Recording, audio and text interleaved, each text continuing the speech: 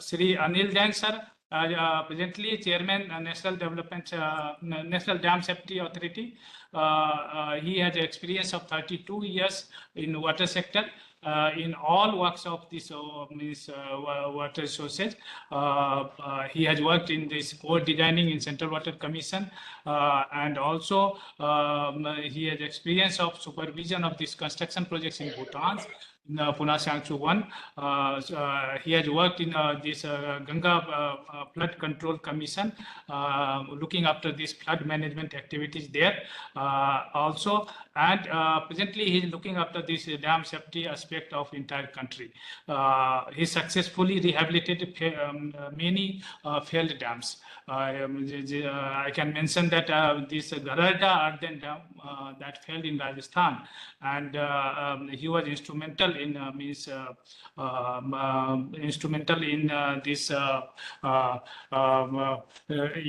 we can say rebuilt of the dam.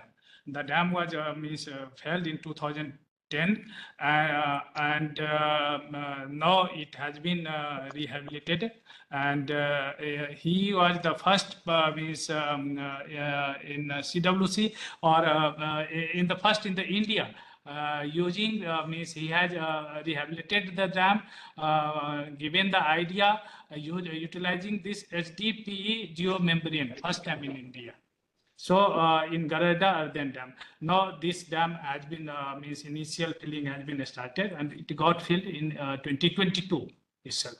So he has many feathers in his cap, and he was a key player in the design of Koteshwar hydropower projects also. Gardeshwar we are in Gujarat, Kilo project in Chhattisgarh, Pench project in Madhya Pradesh. All these projects are commissioned and running successfully now. He led teams for on-the-spot assessment for the failed Kaleshwar project in Telangana, and project suffered due to glow-off event in Sikkim recently. Achieving a design at Central Water Commission, he led the project implementation committee for the construction of 2 dam projects, namely Indroka and Bastawa in Rajasthan. He was in the technical advisory group of Ken-Betwa link project and evolved the design of Dodhan Dam for tender purpose. He also led the team for design of Parban multipurpose dam and Isarda dam projects in Rajasthan. He played a key role in framing the guidelines for pump storage projects in India and IS ponds planning, construction and certification for Central Electricity Authority. Shri Anil Jain sir has various papers also presented in international conferences of DRIP and High Court. And he is postgraduate. He is postgraduate from National University of Ireland, Galway in hydrology, and he has graduated in civil engineering from NIT Jaipur. So, and he also participated in climate change adaptation strategy conference held in Singapore in November 2016. Recently, he had delivered his paper in Tanzania. So welcome, sir. Now, sir, I request you to say a few words and then start the topic, sir.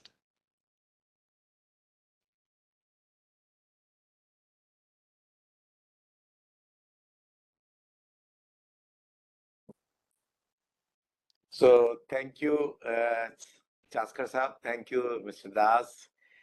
And a very warm welcome to all the participants.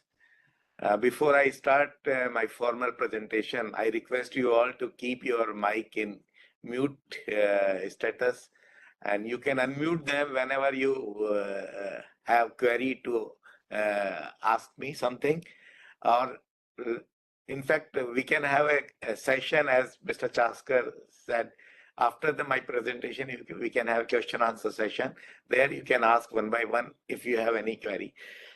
So, as already shared with you, that Dam Safety Act, which came in 2021. Let me share my PPT also with you. So let's continue.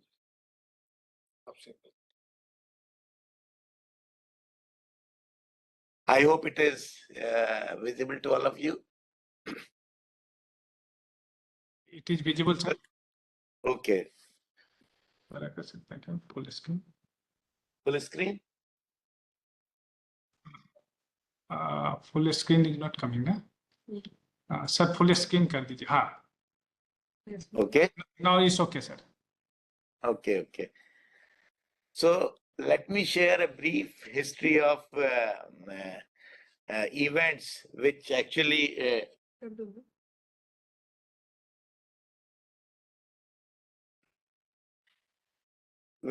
led to enactment of Dam Safety Act. We all know the Machu Dam in Gujarat failed somewhere in 1979, which led to formation of a dam safety organization in Central Water Commission in 1979. And in 1982, central government constituted a standing committee under chairmanship of Chairman Central Water Commission to review the practices and evolve the uniform guidelines for the dam safety in the country. The committee gave its recommendation in 1986, and the recommendation was the need of formation of legislation on dam safety. 1987 government again revived that standing committee, and which named as National Committee on Dam Safety. And now in this NCDS, there was larger participation from the other stakeholders also.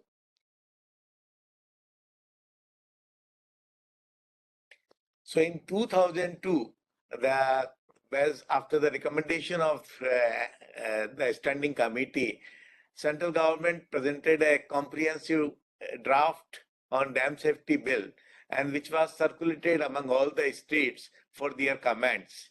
Many states advocated and supported a national level act to be passed by parliament. Following the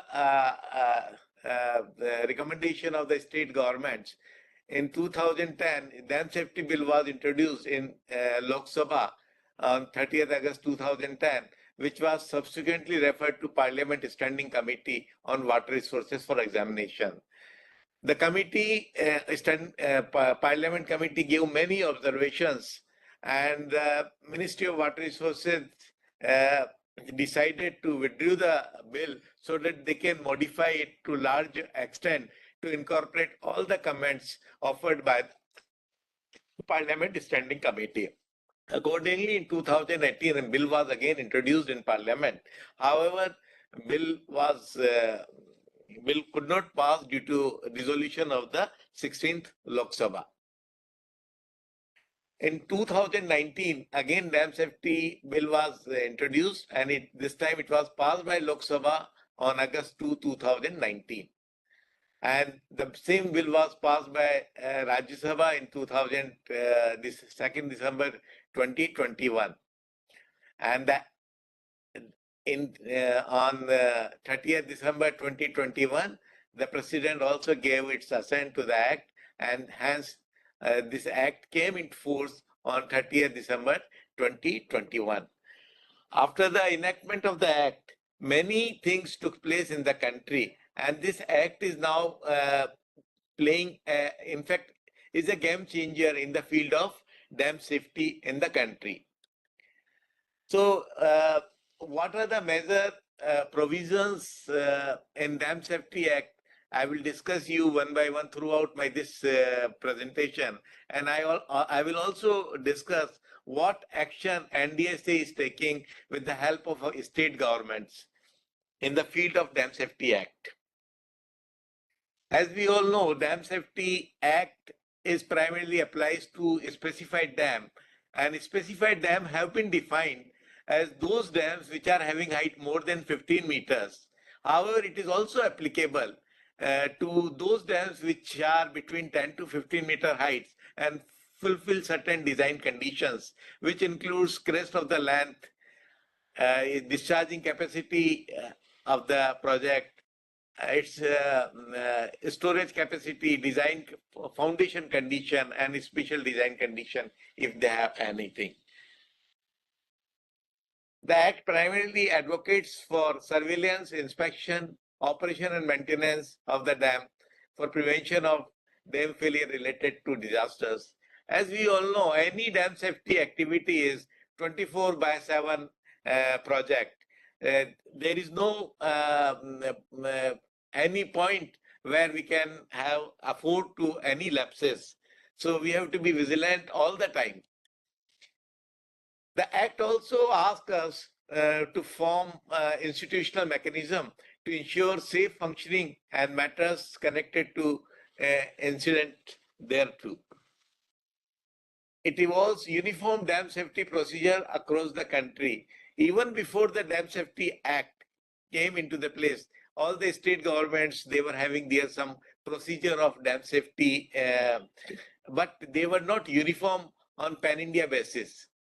So after Dam Safety Act, its applicability, as I already discussed you, it has very clearly defined in unequivocal terms the ownership of the dams. Now there is no confusion. And it has assigned legal responsibilities to all dam owners to carry out the dam safety activity as suggested by NDSA or National Committee on Dam Safety. And it is applicable on pan-India basis. It is passed by under entry 56 of the constitutions. After the enactment of Act, the institutions like NDSA come into place. And similarly, at the state level, state dam safety organization, there it has also come place.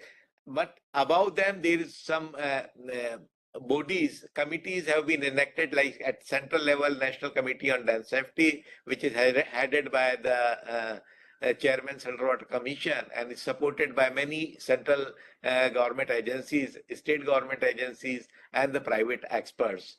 And similarly, at the state level, we have the state committees on dam safety. And the important thing that has happened after Dam Safety Act is the formation of the Dam Safety Unit.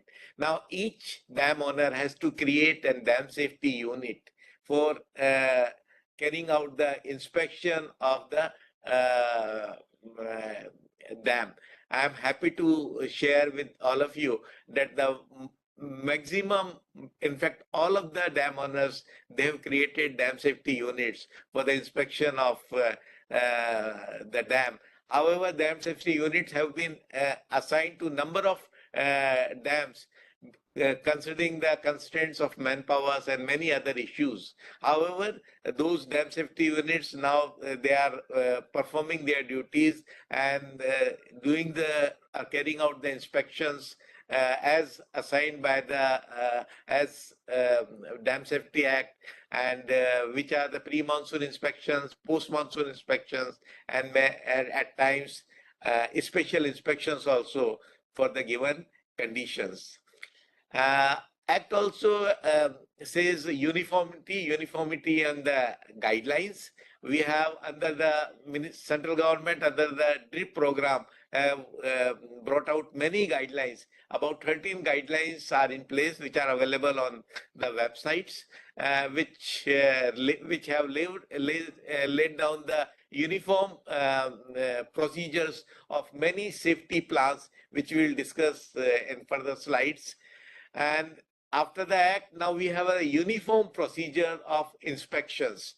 And we have set uniform questions, uniform responses, and most of the dam owners, they fill those inspection forms based on the visual inspections after carrying out certain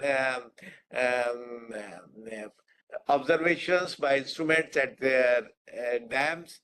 And we have about 19 regulations, out of which 17 regulations have been gazette notified, and 2 regulations are in the process of gazette notifications.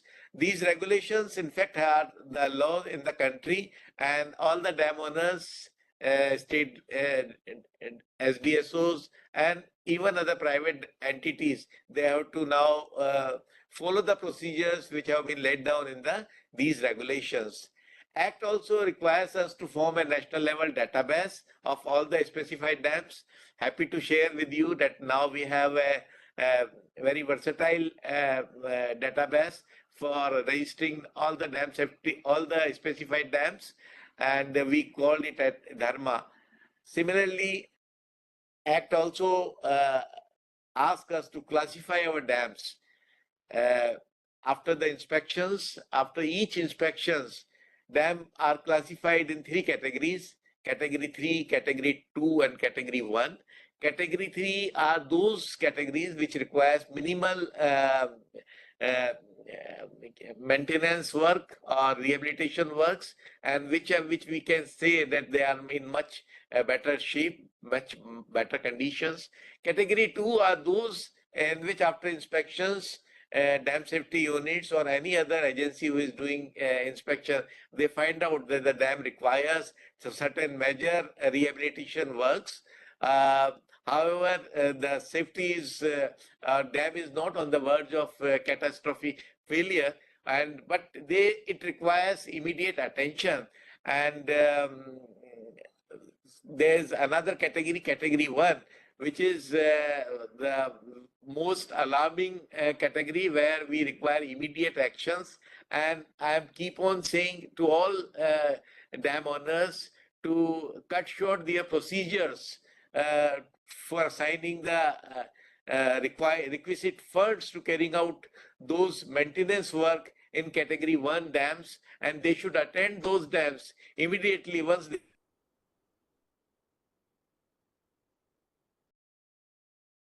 wants us to classify our dam based on hazard potential.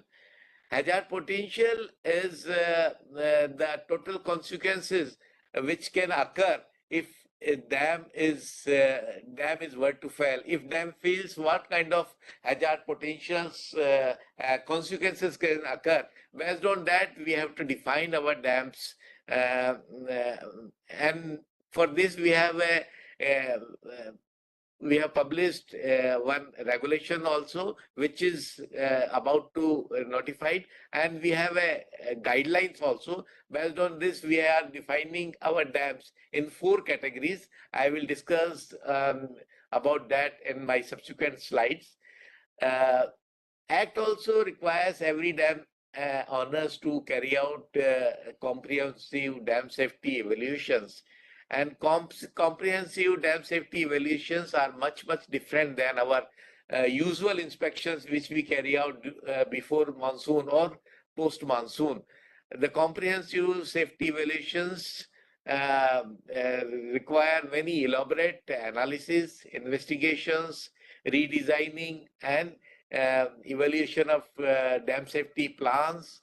And ministry has already formulated a procedure which I will also discuss in my subsequent slides. And there is a risk assessment also. We all know risk in our subconscious mind, and in fact we use risk as a tool in our day-to-day life to carry out many activity, to compare many situations, to take decisions on our personal life. And so, however, when we formally we need to apply risk and carrying out our decisions on many projects, it becomes a little bit difficult. More elaborate procedures are required for risk assessment. As ownership, if we just this slide explains you how our ownership is distributed. States are having maximum chunk of the dams in their kitty. We can say about 90, more than 95% dams are in the hands of the state governments. And so whosoever represent state government in the state becomes the owner of the dam, specified dam, and all the legal obligations are also applies to him. And similarly, we have in CPSUs, they also own certain dams. Certain dams are in the hands of private entity, and certain dams are in central government, owned by MES, railways, and even the Ministry of Water Resources, but a very few dams.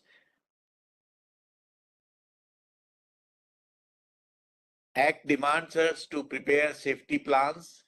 We always, whenever we see we have to safeguard our any project, we always deploy some certain safety plans. Suppose if we are living in a society, if we want to safeguard ourselves from the fire hazards, we always deploy certain safety plans in the form of, say, at homes we have certain sprinkler system, or at society level we have certain fire hydrants, or we have some alarm system, or then we have some system where we inform the fire departments to protect us from the safety hazard, fire hazards. Similarly, for dam safety, we also have certain safety plans in which the first thing which we always place instruments uh, in the dams, which gives us uh, health status, how internally our dams is behaving. So those instruments give us certain data, certain parameters. Based on our limits, based on our design parameters, we can visualize, or we can fix the status of the dam health. Similarly, flood forecasting is also a very important safety plans act. Ask us, or oblige, we have an obligation to have a flood forecasting system for each dam. If we have a proper flood forecasting system, then we can operate our reservoirs in much better way, because then we know beforehand what kind of amount of flood we are expecting in our reservoirs, and what is our best way to operate the reservoir to meet out that in ensuing flood. So I keep on saying all dam owners that please have a proper flood forecasting system for your dam. Nowadays, though flood forecasting is a specialized art, but it is not. It is no more a rocket science. Many free tools are available, um, which we can use now. Free for rainfall forecasting system is also available. IMD also is giving forecast, 1 day forecast, 3 day forecast, even 7 day forecast.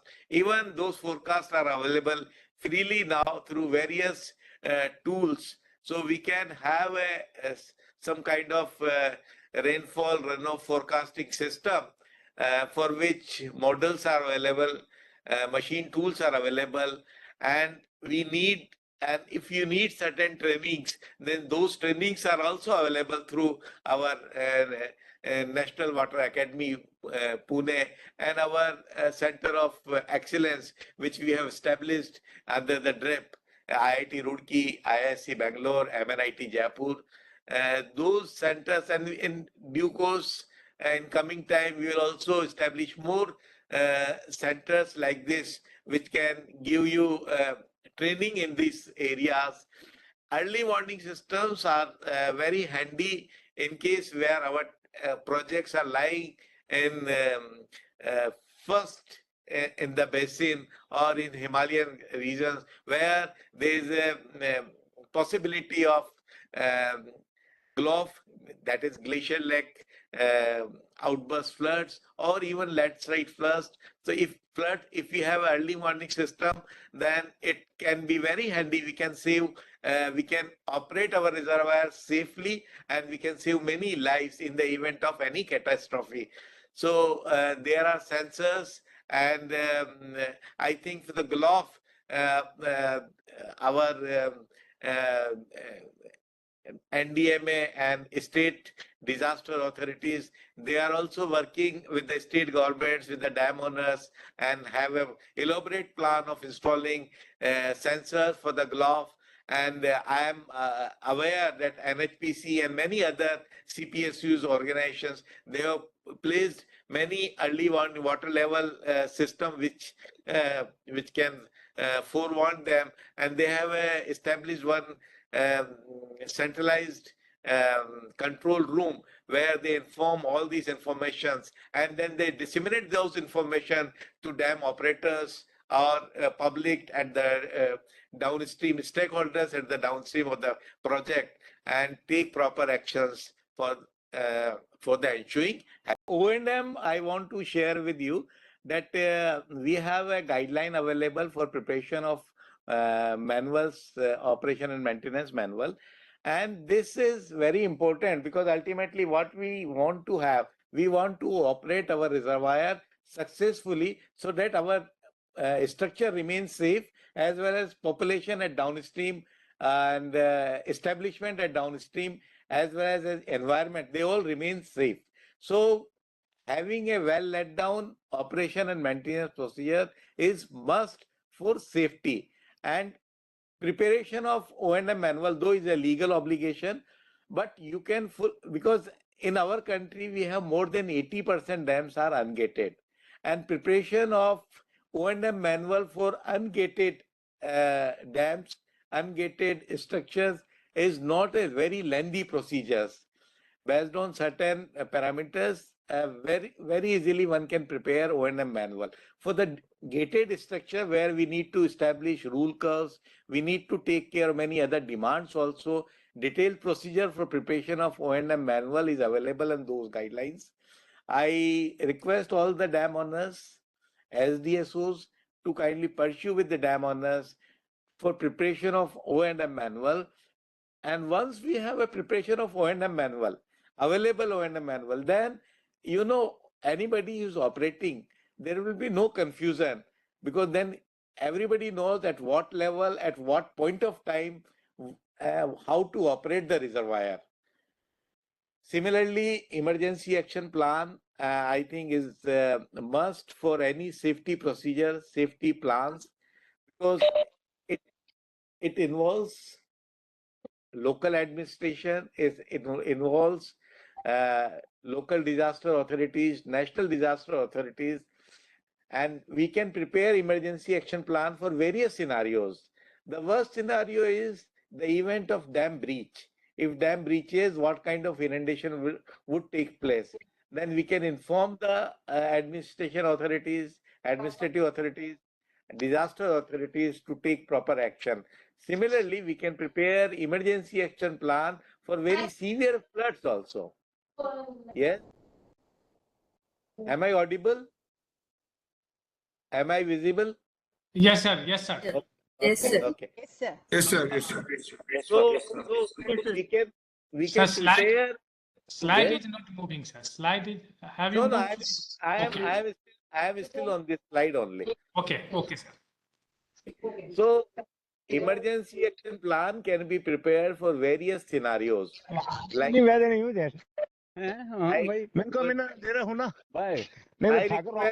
I request all the participants to kindly mute yourself so that other can enjoy this discussion. Thank you very much. Please mute yourself. Mr. Rajendra Akhvi, please mute yourself. Mute हुआ सबका. Sir, no, all are muted. Means Okay. we'll open it later on. Thank you. So, as I was discussing, emergency action plan is to be prepared for various scenarios. It includes dam breach conditions. It may include severe floods, like what happens in case of, say, Gulf event comes. It can include PMF condition, SPF condition, 1 in 100 flood condition. Based on your type of the project, based on the downstream scenarios, we need to prepare EAP, we need to update it timely, we need to share it with administrative authorities, we need to share it with disaster authorities, we need to have updated contact information of stakeholders, we need to demarcate downstream areas which are likely to flood in various kind of hazards. As Act says, we need to have National Dam Safety Authority needs to create a national level database, and for which we have created a portal which we have named Dharma, which is available, and I am happy to say that many states we have they have registered almost all dams in Dharma portal, and they are also fulfilling many other parameters of their structure in the Dharma portal. This is the login page of Dharma portal where one can access information on national level as well as the state level. If you click any state, the number of specified dam in that state will occur. And if you click any icon of any project, then you can have some minimum information like the project identification code, storage capacity, dam name, river name, and so many other information. And on the right hand side, we have classified dams in as per total storage, live storage, gross storage. We have age-wise distribution of the dams also, and we have height-wise distribution of the dams. This information is available on public domain. So I keep on requesting all the dam owners to kindly fulfill the correct information in the Dharma portal so that correct information is disseminated to public. Otherwise, what somebody can point out mistake that the right information is not available.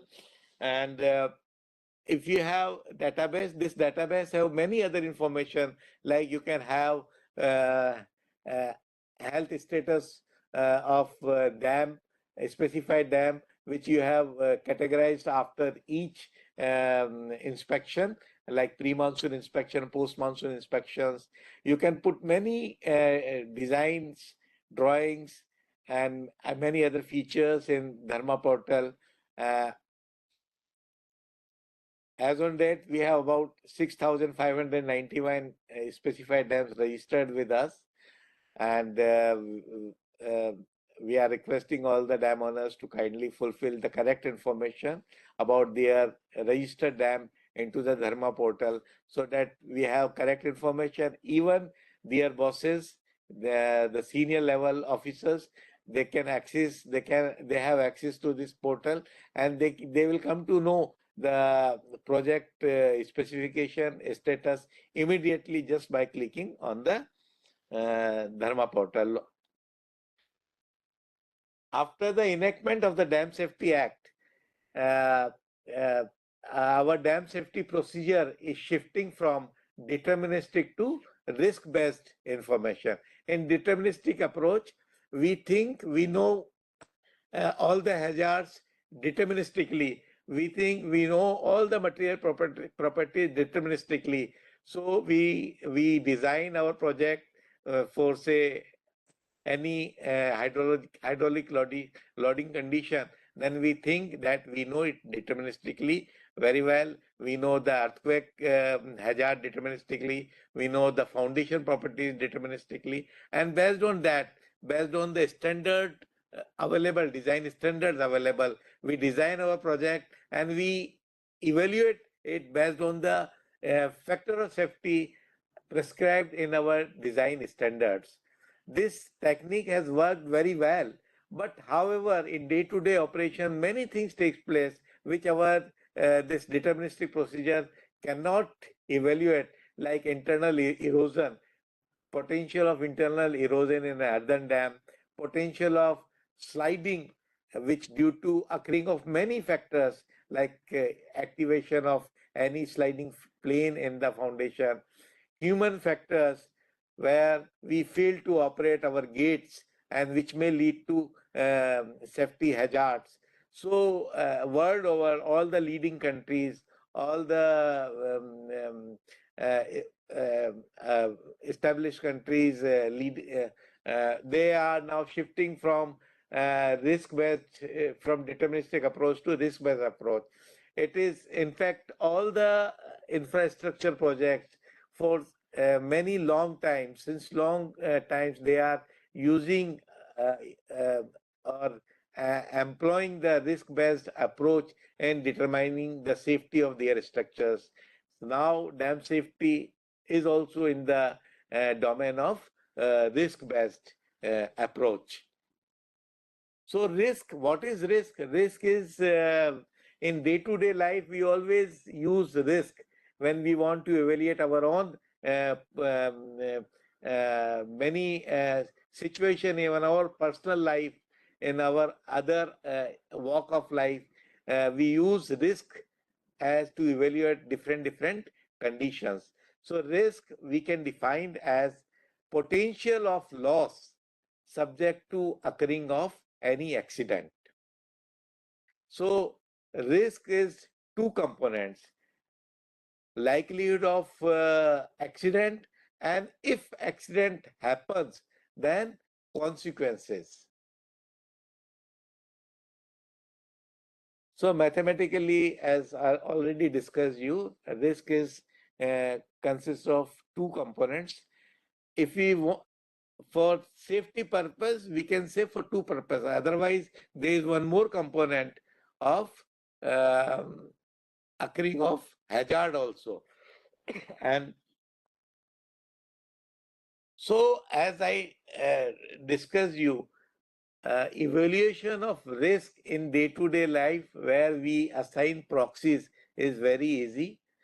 Like if we want to compare two situations where we need to take a decisions, say in a peak hour, peak traffic hours, if one really want to reach in a, very important meeting in scheduled time, then if one takes a decision whether I go by metro or whether I go by road by taking car, then one evaluates subconsciously the risk involved in these two decisions and the consequences missing of that event.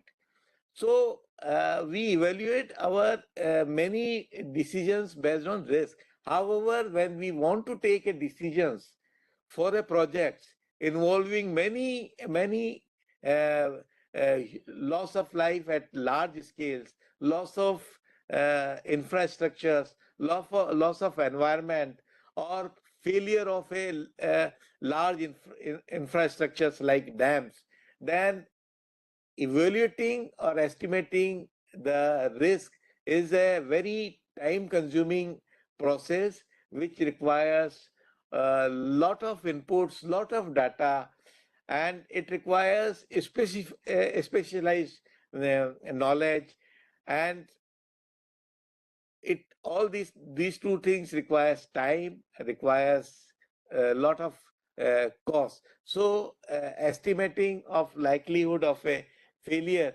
uh, is a complex task. Similarly, I have already discussed hazard potential. Probably my network was working at that time. So hazard potential we define as, in case of dam safety, are the consequences if dam is to fail. And this hazard potential is defined based on the point index. Like we define our based on our air quality conditions. Everybody, every day we read in newspaper that this is the air quality index. So this is the condition of our, it's poor, good, dangerous, very dangerous. Similarly, based on point index, if it is less than 300, our classification of dam is class 1 and class 2, which requires minimal or moderate hazards. Then if its point index is between 300 to 600, then it is class 3. And if it is more than class 4, then more loss of life. How we define this hazard index?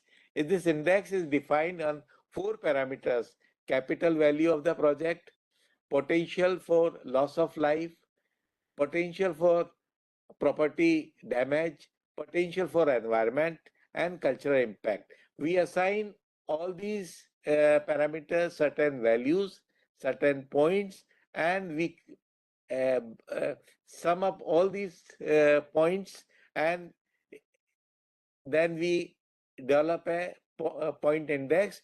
Based on that point index, we define our dam. There is a guideline available on estimating the hazard potential, and one can very easily do this hazard potential estimate if the dam break analysis is available, and the information about the consequences, the data needed for the consequences, like the population distribution downstream side, layers are available freely. Layers for our infrastructure are like roads, factories, nuclear power plants, many other plants. Those layers are also available. So based on that, we can define the hazard potential index. So for estimating a risk assessment of any dams, detailed dam safety requirements are huge. It requires um, many experts of different domains. As we all know, dams requires, it deals with many domains: geology, hydrology, hydraulics, soil, concrete, material properties, and then your GIS information. So many experts are required if you really want to go for the detailed dam safety procedure. And based on uh, condition of the project, one may need specialized investigations, which are again time consuming and requires specialized agencies also. Then after having the revised design parameters, designed hydraulic loads, there may be a condition where you need to design again. You need to reevaluate the design done previously, and for that you need a specialized design team. And our world over, the people have estimated that the detailed design analysis may take for each dam between 1 to 2 years. So we in this country, we have limited financial resources, we have limited experts available uh, in the country, and our portfolio is huge. We are third largest dam owning country in the world after United States and China. So we are having a huge portfolio. So if we are going to do detailed dam safety procedure for each and every specified dam, this is going to take many years. So many true quantitative risk assessment is going to take many years. And so what we have decided in consultation with the World Bank experts, in seeing the practices adopted by the other developed countries like United States, Russia, Switzerland, many other countries, the ministry has decided that we are going to have 3 layers detailed design analysis, which we can call comprehensive dam safety evaluation also. And it involves qualitative assessment. In qualitative assessment will be subjected to full portfolio. Each and every dam of the specified dam of the country will be subjected to qualitative assessment. As on that, right now that exercise is going on. I will discuss that also. What is qualitative full? After qualitative assessment on the entire portfolio, we will screen them based on certain procedure for the semi-quantitative risk assessment, where we will be evaluating various uh, potential failure modes, PFMAs, and what is a potential failure mode? Potential failure mode is, it starts with certain events and which leads to failure, and which this entire procedure, which we divide into certain small steps, and which we evaluate what is the risk involved in that uh, PFMA. So there could be a number of PFMAs involved. We assess all these, and after assessment, we find out the credible PFMA, potential failure mode, and for that PFMA, again, we evaluate the likelihood of or risk involved in that PFMA. So with this exercise, we again screen them, and those screen them after SQRA, they will be subjected to detailed design analysis, which I said each dam could take about 1 to 2 years. So we will be having a small number of dams which will be going for the detailed analysis. And in this way we will manage our limited resources, limited expertise available in dam safety. So what is qualitative assessment, which exercise right now is going on in the country? As I already say you, that risk is component of likelihood of failure, and as well as the consequences. So in our qualitative assessment, we are developing a risk index, and this risk index will be subjected to two indexes: fragility index and potential impact index. Fragility index represents our potential uh, likelihood of failure, and similarly consequences are represented by the potential impact. So for developing this fragility index and the potential index, we assign certain proxies number, and these proxies number are used to evaluate the likelihood of failure as well as the consequences. So risk index is mathematically product of fragility index as well as the potential impact index. Again, fragility index consists of uh, three parts: technical conditions, existing conditions, and safety plans. So all these three indices, they they control the fragility or of the structure or likelihood of failure. And similarly, potential impact is also assessed by three subcategories: population at risk, environmental impact, and social impact. So what happens, the proxies number or weightage to all these subcategories, they have been assigned by experts based on their knowledge, understanding of the failures of the dams world over. So our common sense says that for the failure of a structural failure of a dam, out of these three conditions: technical condition, existing condition, and safety plans, safety condition should be given more weightage, existing condition, because ultimately immediately they govern the structural integrity of the project. Technical conditions, they deals with the design parameters, and the safety plans, they deal with the I already discussed what are the safety plans, like dam break analysis, emergency action plans, availability of the instruments. uh, those governs the safety plans. So if you have a safety plans, you can reduce the consequences occurring on account of fragility index. Similarly, in potential impact, the most important parameters is the human life, population at risk. This has been given the maximum weightage. Then we have a environmental impact, and we have a social impact. They have also been assigned certain weightages. So what happens in this entire exercise? We have assigned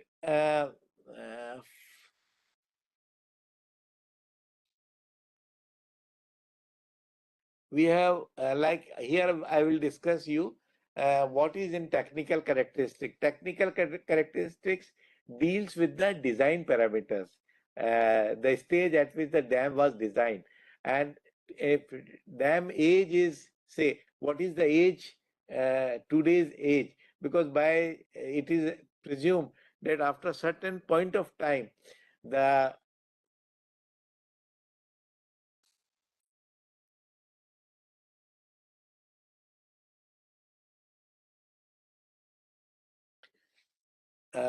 whatever age-related issues are concerned, they get settled out, and after 6, 7 years, they almost their age-related issues get nullified, and unless and until we create certain external conditions which may affect the structural integrity of the project. What was the inflow design flood at the time of design, seismic design values, the seismic design parameters, globe conditions, landslide conditions, expected sedimentation properties, length of the projects, conduits provided, filters, foundation abutments. So these eight categories which consist the technical characteristics. Each category has been assigned certain weightage which sums up, gives you the technical characteristic parameters.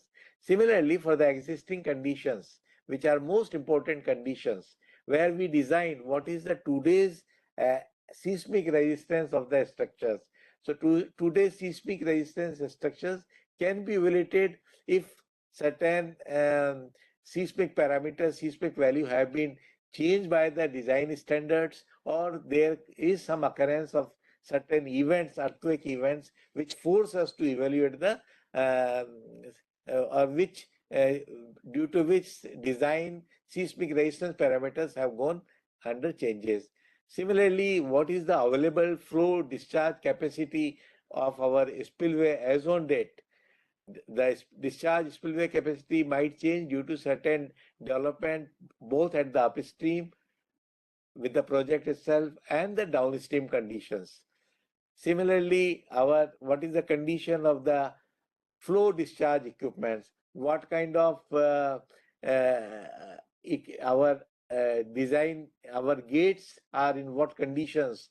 So those equipments which are actually discharging the flood, and what is their condition? Similarly, the backup power available. At times, we have seen recently during this monsoon itself, our one of dams in the hands of the private entity, it failed because they couldn't operate the gates in time, and due to which overtopping took place, and they suffered huge losses of their dam powerhouse, dam to powerhouse.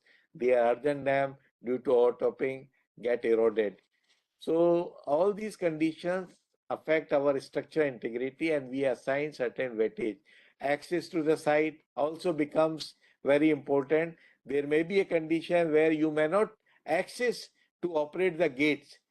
So because of conditions, what are the conditions of concrete? If it is a concrete dam, spillway structures, masonry structures, embankment structures. So the conditions, current conditions govern the fragility of the condition. Similarly, the safety plans, they also play a very important role in operating our dams and controlling the consequences. Similarly, potential impact, already discussed with you these three parameters. So we assigned to fragility index 500 proxy points.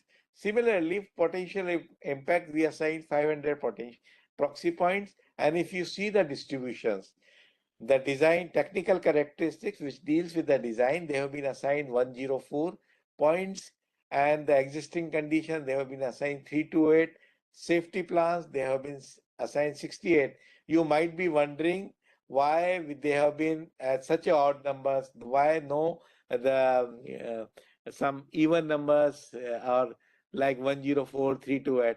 As I said, they have been developed by through proper statistical analysis by the experts, and based on those statistical analysis, these weights have been arrived. Similarly, for the potential index, the population at risk, it has been given much higher number, 375 out of 500. And similarly, environmental impact and the social impact. So if we get these numbers, the maximum possible risk is risk index is 2,50,000. So higher the score, higher the importance of the structure as far as the risk is concerned. So this is about the stage one exercise, where we do the qualitative exercise. And for employing this uh, screen, we have developed the tool. Right now, this tool is available in the form of Excel sheet. Soon we are going to launch a tool which will be web-based tool. So that web-based tool will help us in disseminating information or carrying out the corrections in easy format. And states, we have trained many states, almost all the states, in this tool, and states have developed their own expertise, and states are responding very enthusiastically. And during this process of last 3-4 years, 3-4 months, where we devoted maximum time in developing the tool, in disseminating the many information, or developing the capacity in this, utilizing in these tools, or understanding many other provisions of the Dam Safety Act. So in last 3-4 months, states have uh, performed or participated very encouragingly, and we have almost done about 900 dams, for which we are doing quality management exercise of all these submitted results with us. And we have requesting all the states to form a quality management groups within their own states, which will again will look after the analysis done by the dam safety units or dam owners. And many states, they have formed their own quality management core group within their states. And what we'll do after this whole exercise, we have developed a heat map, where we have developed a heat map to prioritize our dams, like our all these dam and this what you call magenta or orange brown color. All these are categorized as high and very high dams. This is right now, this is a draft scheme. We are still fine tuning this entire heat map, and we'll be able to fine tune it after we'll be getting more results. So on the vertical axis, we have this fragility index. On the horizontal axis, we have the potential index, and based on the score on these two indices, we will plot the dam, and based on the location of the dam, that will be screened for the semi-quantitative risk analysis. And this for this entire potential impact analysis, as I already mentioned you, there is a very important parameters, population at risk, which we need to evaluate. And right now, for this um, uh, qualitative exercise, we only need broad-based population at risk, and for we need to do a simplified dam break analysis. And we are developing a tool which will carry out simplified dam break analysis. We have with the help of that tool, we'll be able to estimate the broad-based population at risk, and that data we will fill, because right now this data is not available with the dam owners, with the state governments, with the CPSUs very correctly. So we'll be estimating this population at risk tool with the available tool which we are developing with the help of the CDAC. So after that, those dams which are screened at this stage, they will be subjected to semi quantitative risk analysis. And I have already discussed with you that during this semi quantitative risk analysis, we will be evaluating various uh, uh, potential failure modes which are developed during this quantitative risk analysis. For example, if we deal with say many parameters,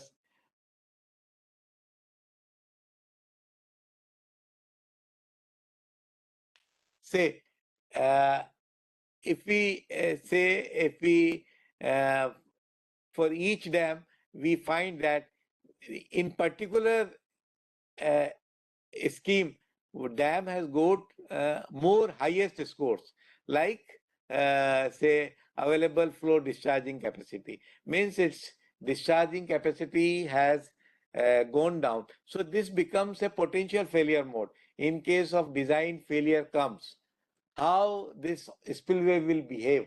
So we will evaluate all these conditions, and if you have a proper safety plan, then if you operate your dam properly, say if it is a gated structures and you know the available flow discharging capacity is less, then you can have a operating system where you will bring out a reservoir level at much lower level, so that you can handle this incoming flow, incoming flood better. So similarly, based on various scores, various um,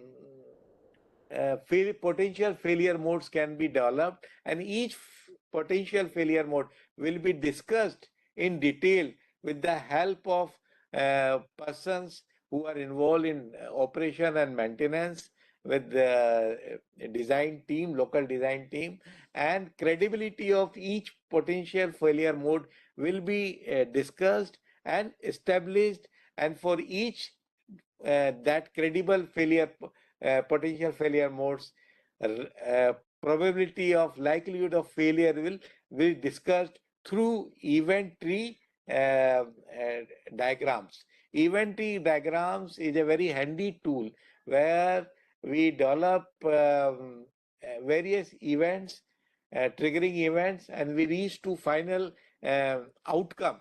And during that entire procedure, we assign certain um, um, uh, logical tree in which either we say it fails or we say it doesn't fail, and we assign certain probabilities to each conditions, and we take probability of the triggering events.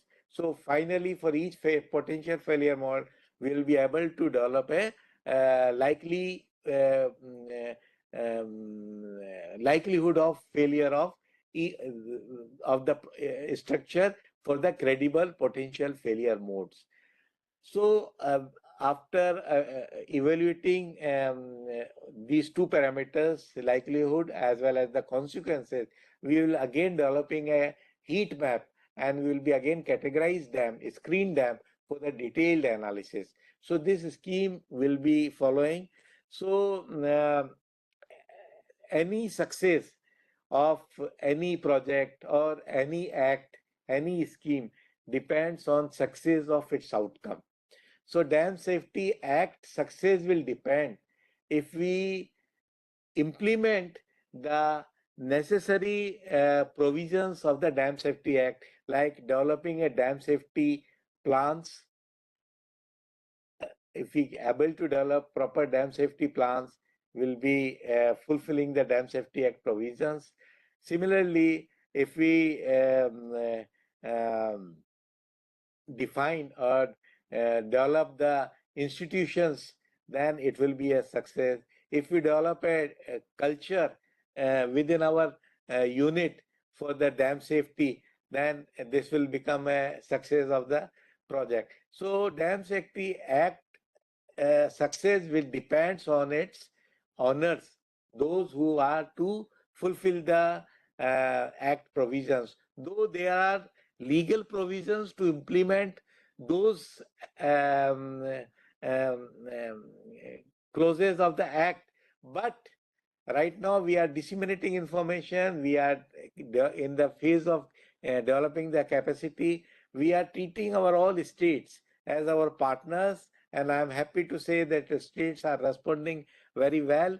So, with the partnership of the states, with the partnership of the dam owners, I believe that we will be successfully able to implement all the clauses of Dam Safety Act, and we do not want to frame any dam owners, any SDSO to see them on the other side of the law, because Dam Safety Act provisions, Dam Safety Act regulations are law in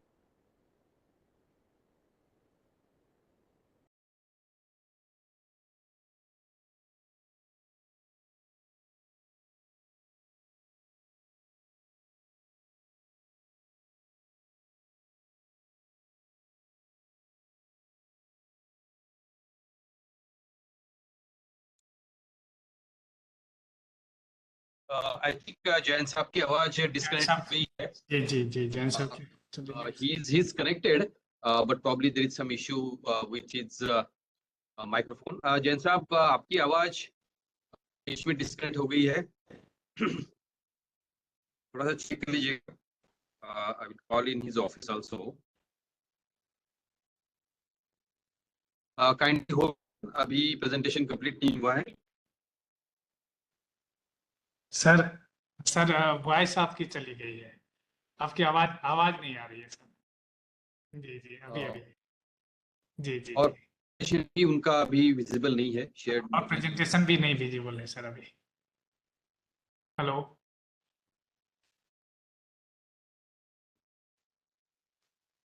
all are requested to please stand by. आप online ही रहिएगा. फिर से शुरू होगा. बहुत important subject पे जैन साहब बात कर रहे हैं. And after this lecture is over, we'll have a question answer session also.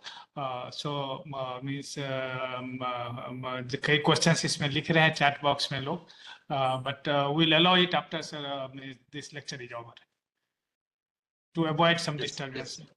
Yes. और मेरी ये रिक्वेस्ट रहेगी कि आप चैट बॉक्स में अगर क्वेश्चन अभी डाल कर रखेंगे तो भी चलेगा, ताकि जो चैट बॉक्स में जो क्वेश्चन आए हैं जैन साहब सबसे पहले उनका रिप्लाई करेंगे और फिर जो बाकी बचे हुए क्वेश्चन है उनको हम चांस देंगे. ठीक. तो to have any question post for Jain साहब, आप प्लीज चैट बॉक्स में उसको टाइप करके रखिएगा, ताकि जैसे ही उनका प्रेजेंटेशन खत्म हो जाएगा he will be referring to those questions and he will answer those questions.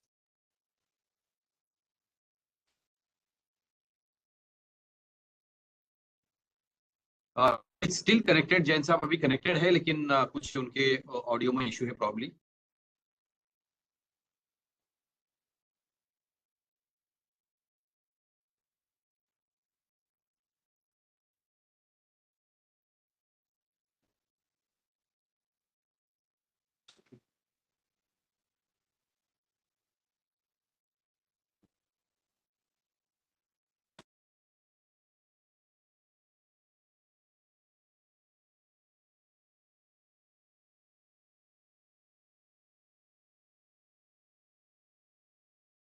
We are really happy that today we have so many officers from different states and stakeholders joining for this webinar. We have more than 450 participants for today's webinar. The webinar is going on very well. Jain Sahab is discussing about various nuances of the Dam Safety Act, but we have a slight disruption. He will join again. So please please remain connected and we will resume the webinar shortly.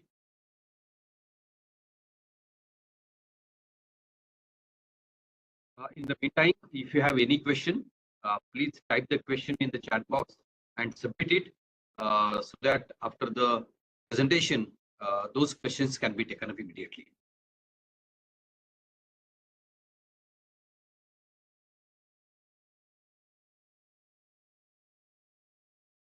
Mr. Abdul Rahman is saying, can you share the PPT? Rahman ji, we will be sharing the PPT, certainly.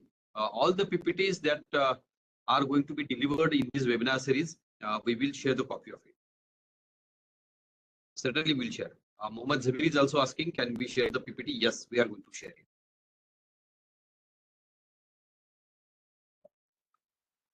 Hello. हाँ जी sir. Sir.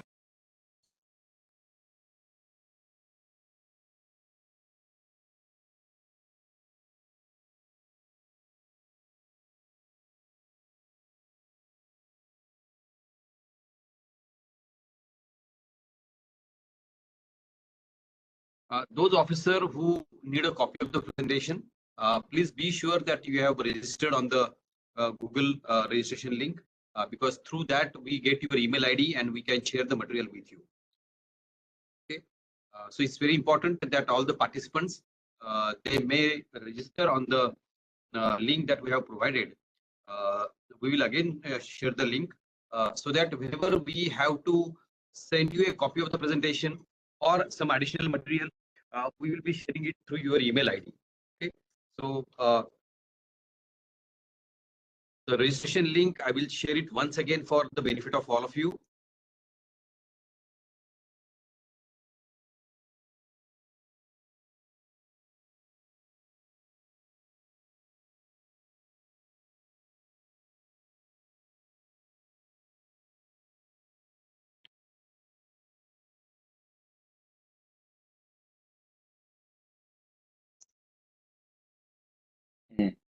Am I audible now?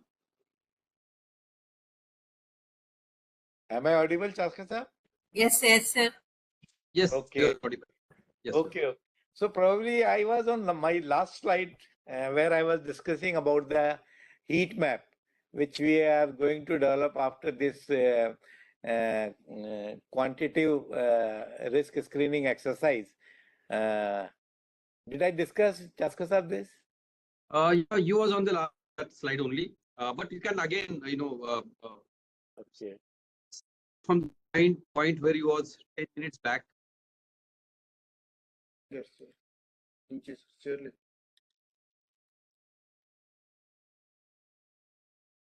So as I was saying that we have assigned 500 proxies to both fragility index as well as potential index, and the weights have been assigned to technical characteristics, existing conditions, and safety plans. So one can see that existing conditions have been given maximum weightage, and similarly for the potential index, maximum weightage has been given to population at risk. And these weightage have been estimated by proper statistical analysis.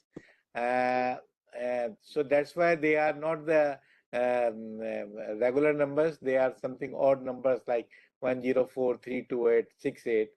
So after having these numbers or indices available, fragility index and as well as the potential index, we will put things in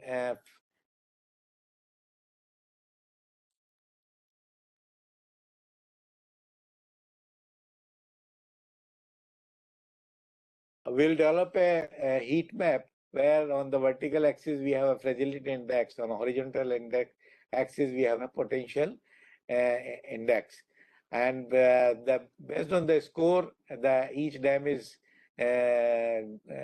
scoring on for FI as well as PI, its position.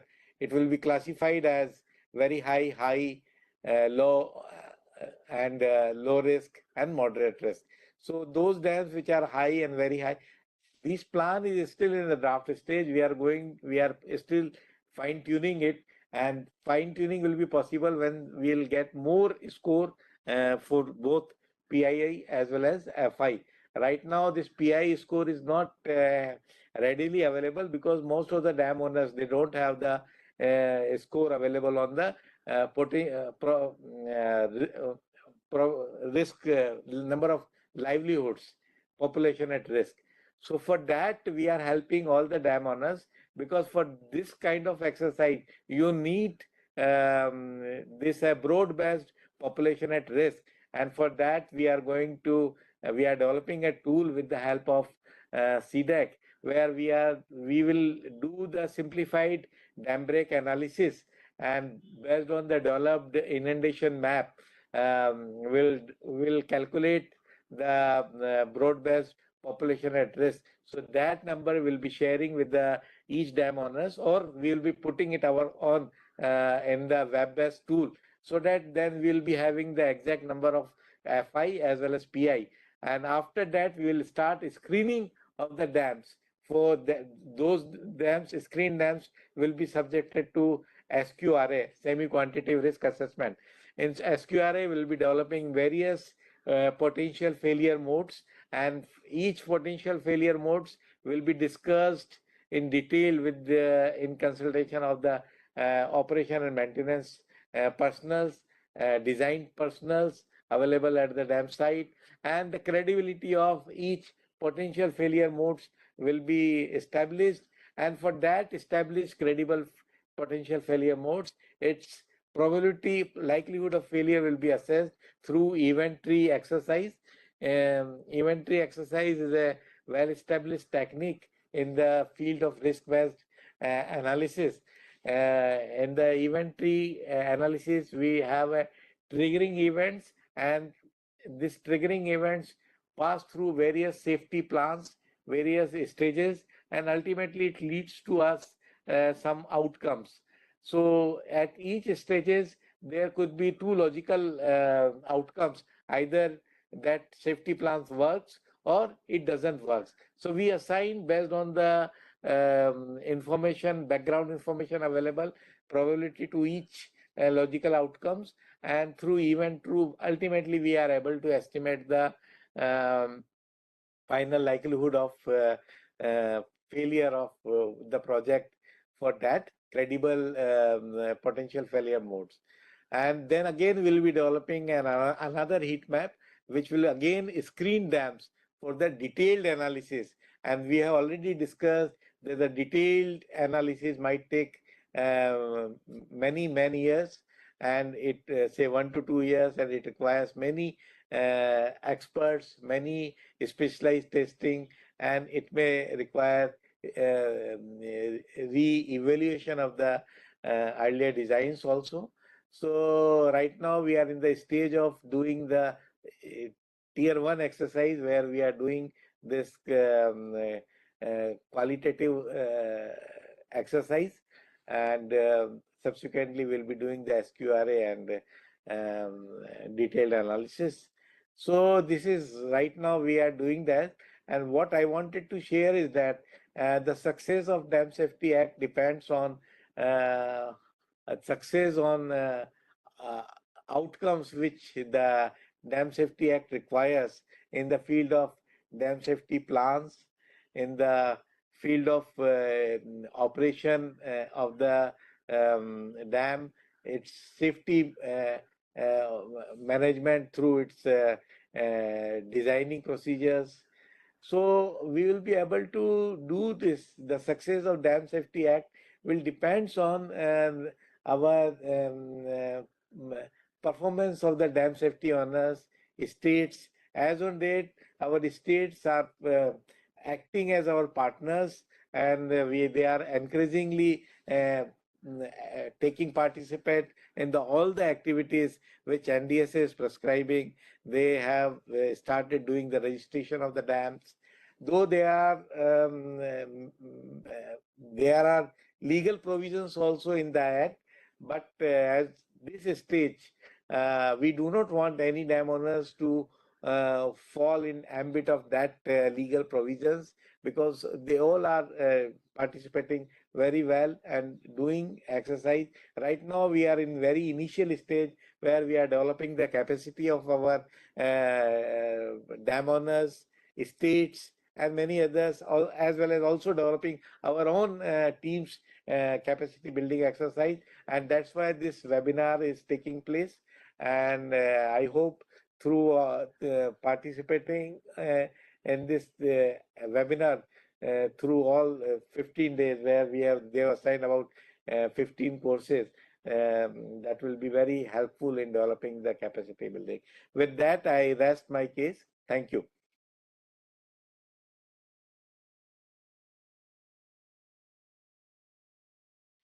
So, Das, now floor is open.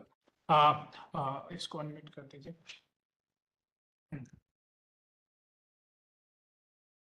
Sir, now we'll take some questions. They have put it in this chat box also. So can I read, sir, the questions came in chat box? Please. Yes, please. Go ahead.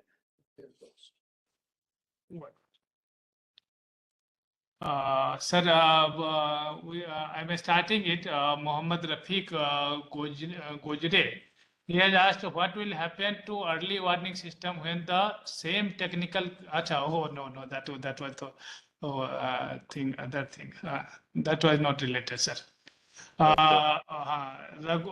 Raghutam Katti, he is asking, in Dharma portal, can we get the information related to materials used for the dam or embankment like homogeneous or zoned embankment, etc.?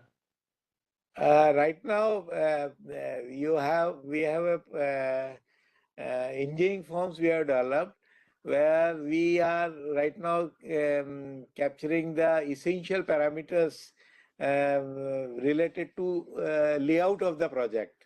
But definitely we can have those parameters, design parameters, if desired, can be placed there. Otherwise, there is a document folder where you can place all the parameters which were used in the design, or even after design during operation stage, if you have done some testing, any other evaluation process, you can put all those reports in document folder. So that will be readily available.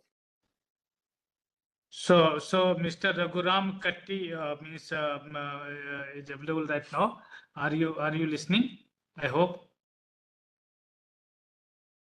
इसमें है क्या देखिए तो Shri Raghuram Kattu ji, have you listened to all the sir has answered? Yes, sir, but where will get that information, sir? Which information? Where will get the document folder, sir? You see, the Dharma portal is not accessible to public. It is accessible to only the authorized users, which are SDSOs, which are dam owners, which are the administrators. So public can always ask information from the dam owners directly.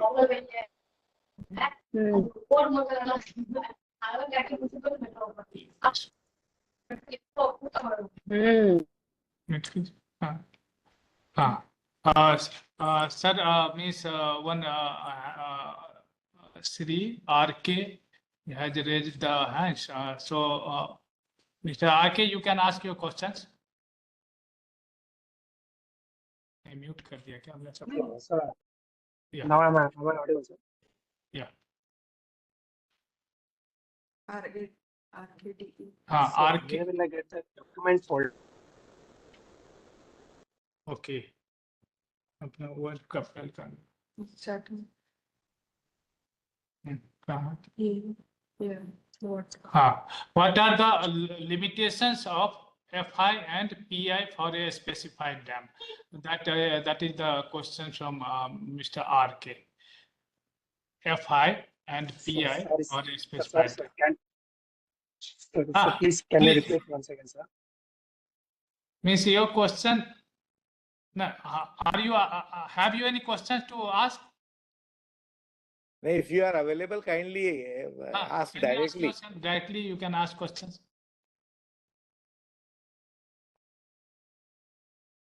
Sir, where will I Jain get? sir, मेरी request रहेगी क्योंकि there are many questions in the chat box और whenever we ask the people to speak, कभी वो connection होता है नहीं होता है, तो अगर आप chat box में देखेंगे तो आपको बहुत सारे questions दिखाई देंगे वहां पे, तो one by one you can answer those questions first. आप प्लीज आपका chat box ओपन करिए, chat box में बहुत सारे questions है. So many times what happens कि ऑडियो ठीक से नहीं आता है लोगों का या उनका माइक्रोफोन ऑन नहीं होता है, तो मैंने उनको रिक्वेस्ट किया था कि चैट बॉक्स पे क्वेश्चन डालने के लिए, तो अगर आप चैट बॉक्स में देखेंगे तो काफी क्वेश्चंस है. Okay. So let me start from the top. हाँ और शुरुआत से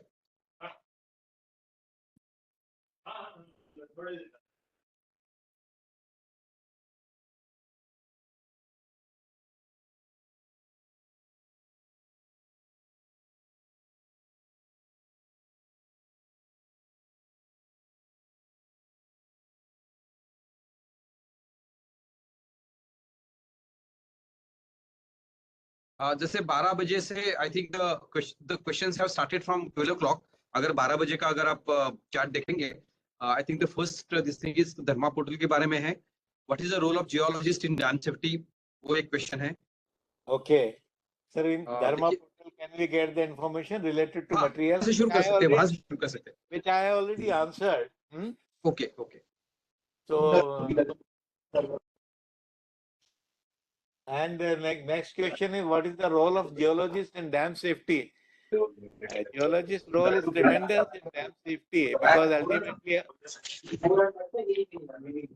please unmute your please unmute. कुछ लोगों का आवाज आ रहा है, कृपया आपका अनम्यूट करें. सॉरी म्यूट करें, म्यूट करें. आप लोगों का आवाज आ रही है. हाँ जैन साहब, you can go ahead. so geologist plays a vital role in disseminating the likely hazards. Like if you have a landslide, possibility of landslides very near to your dam structure, which have potential to block your spillways or intake tunnels, then geologists can always look into that issue. Similarly, foundation issues are also dealt by geologists. And if even the glove situation is there, then what could be the triggering events, triggering reasons for the glove? Geologists also play a very important role over there. And what will have, can you, PPT, can you,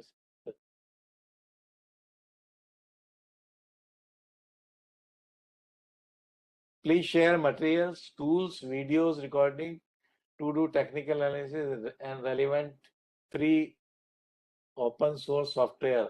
Also, it will be helpful if we'll have video recorded demo of the technical analysis. But he has not elaborated what kind of, in which area he is looking for tool available on open source. Like if you are looking for the flood forecasting, then the open source, it is rainfall is available.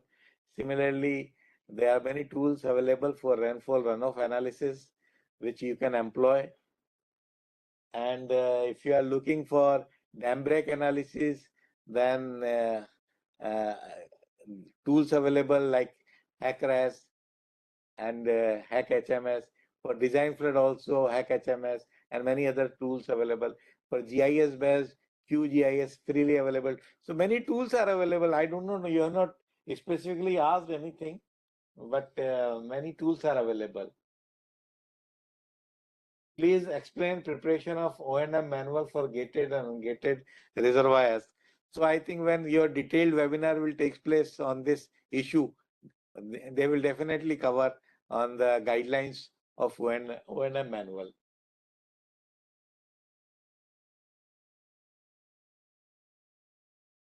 Sir, can we get material for Dharma training in advance so that it will be better results?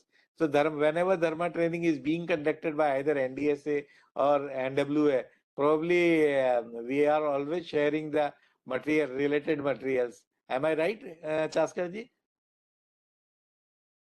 Sir, yes, sir. We always share the material in the form of Google link, because that is not any PPT type of thing, but all the presentations by the presenter we share through the link, sir. We have already shared it to our participants earlier. But that link also we can share in next session on 12th is to be Dharma only. So on that day we will also share that. Somebody has asked on the desilting, if any dam has been desilted in India to increase the capacity of dam. Well, desilting, complete desilting, I think nowhere it has been done and practically is not possible also.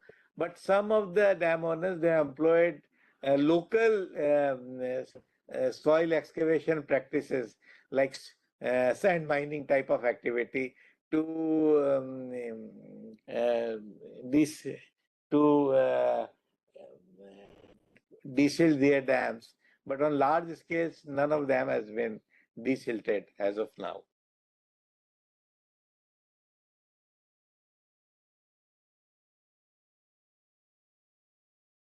Somebody has asked me how we can evaluate a score of dam safety risk index as it should be minimum 500.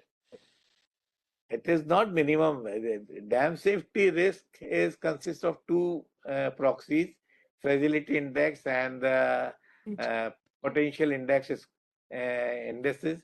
So each index is having 500 score, and how this 500 score is determined, I have already explained it details. There are three subcategories. Similarly, for potential index, there are three subcategories. So based on that, one has to evaluate the indices. Okay, okay, sir. Understood. I understood. Okay. रहने दीजिए सबका रहने दीजिए open कोई भी question पूछ सकता है. Please share the reputed agencies institute for carrying out EAP and EWS. I think this question is not relevant for this webinar.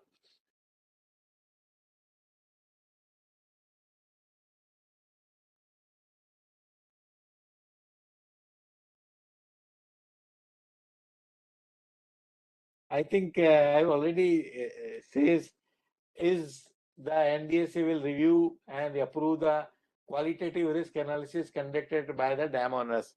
Definitely, once it is cleared from the state's QM group, then it will come to central level where NDSA's team QM group will also evaluate it.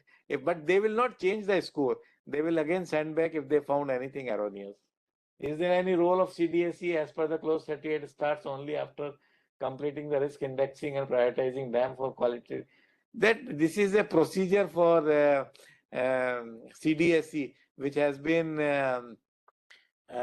already I have discussed how it is to be done in 3 stages.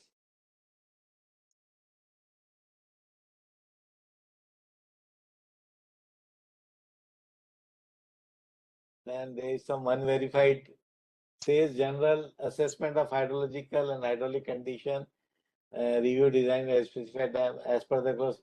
What would be the minimum interval between conduct two successive? So minimum interval is already defined. We have prepared one regulation, and one can always see the interval time in which design flow has to be reviewed. If certain unusual conditions developed where you have information that design storm has been changed drastically, then you can do it earlier also, and regulation helps. Regulation also has clause, relevant clause for that.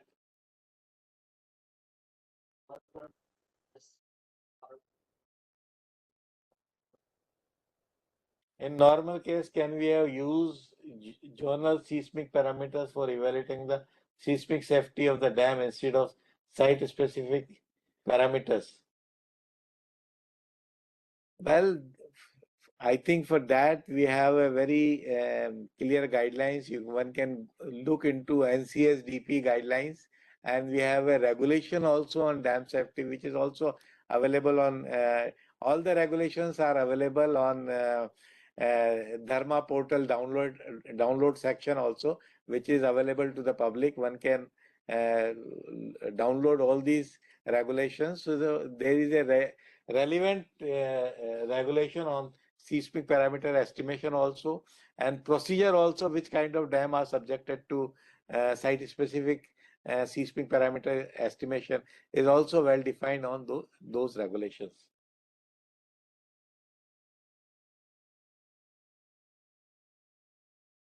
The owner of a specific dam shall make a cause to be met comprehensive dam make or cause to be made comprehensive dam safety evaluation for each specific through an independent panel of experts constituted as per the regulation for the purpose of defining the condition of the specified dam and its reservoir.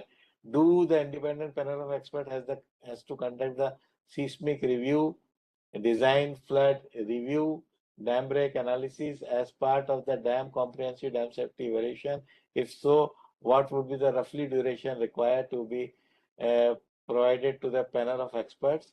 Well, it will be definitely, I have already said, one cannot fix beforehand what would be the time period for conducting the CDSE, because it all depends what are the outcomes of tier 1 and tier 2 exercise, what kind of the potential failure modes are there, what is the credible failure modes, and based on that, if you have, suppose you find the potential failure mode is related to seismic, then you have to do all sort of studies related to seismic evaluation to negate that potential failure modes, or to prepare the safety plans against that potential failure. So it all depends what kind of the situation you are having for the project.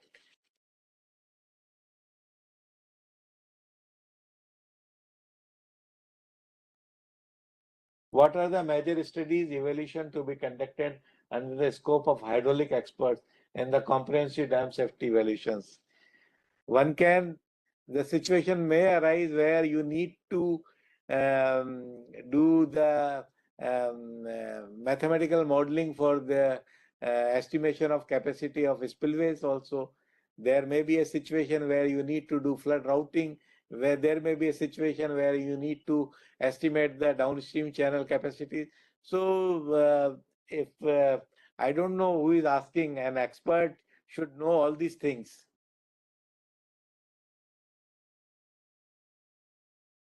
Please share the Excel tool also, which Jain sir was talking.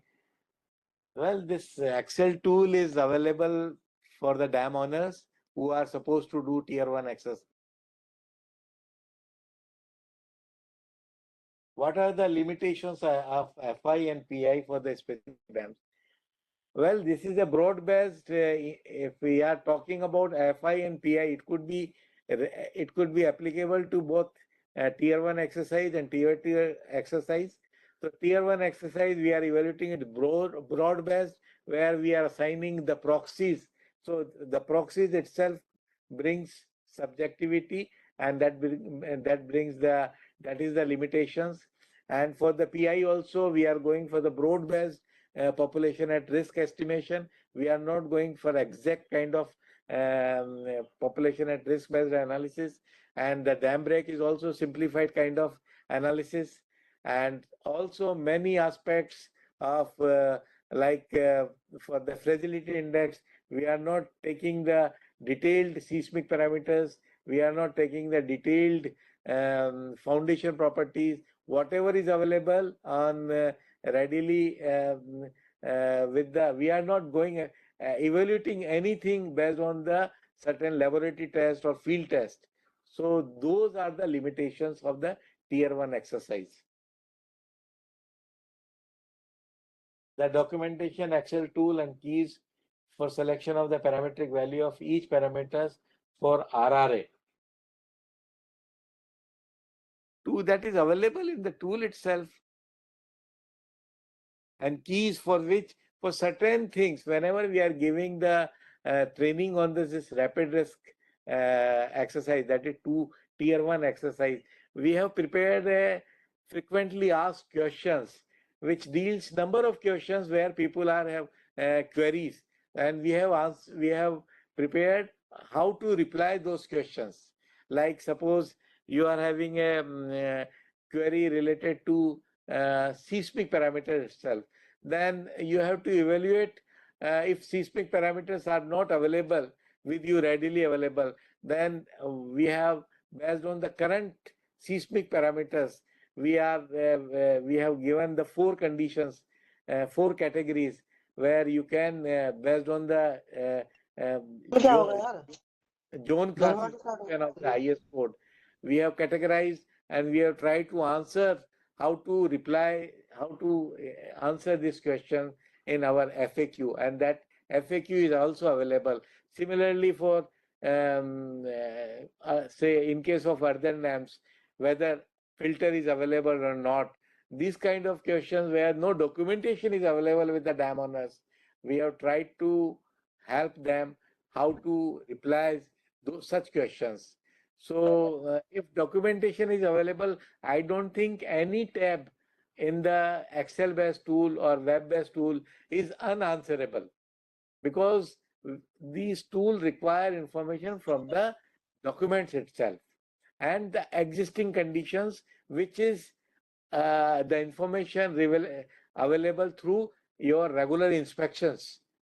So Yes, you sir. can one can always answer existing conditions tabs through available inspections, and design parameters through DPR, through the design documents, safety plans which you have always available with you, whether EAP is available, whether dam back study has been done, whether instrumentation is available. All this information, the person who is operating the dam, person who is involved in the operation of the dams, they always know it. They always have access to all these information, and they can easily answer them.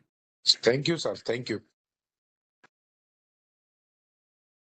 Is there any institutional programs, guidelines, or training programs for hydromechanical components like design aspects of all types of gates and their repairs, maintenance, and rehabilitations?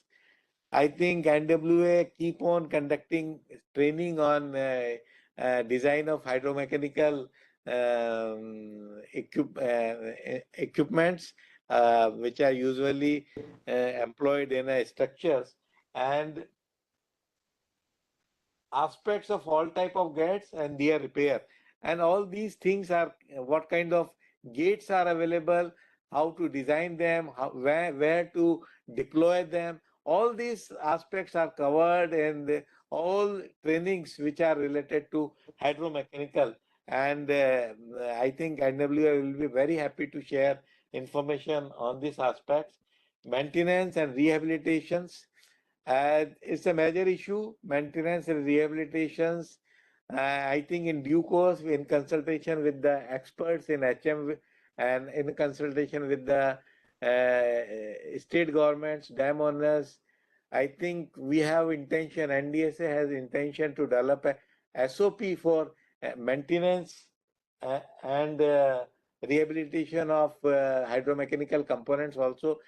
As on that, we are asking all the dam owners that after every 10 years, all hydromechanical components should be tested through NDT, non-destructive type of testing, and so that they know what is the condition of the weld joints, what is the condition of the bolts, what are the condition of rivets, what is the condition of the skin plate, and what is the condition of lubrications, chains, which are many old dams which are using chains for operating their gates, and those there are incidences of snapping of those chains which have lead to the failure of dams.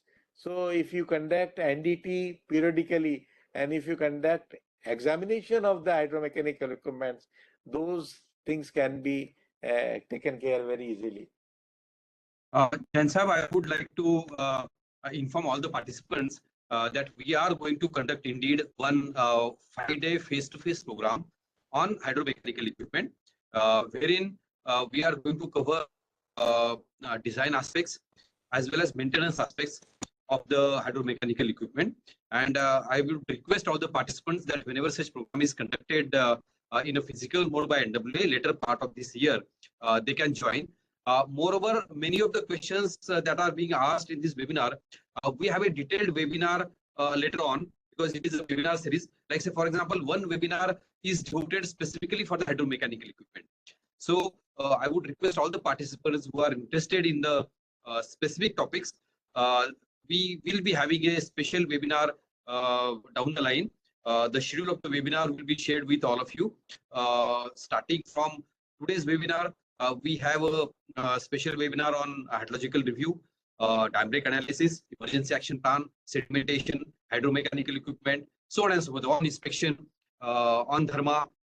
So many of the doubts that participants may be having related to a specific subject would be cleared in a much more detail in those seminars as well.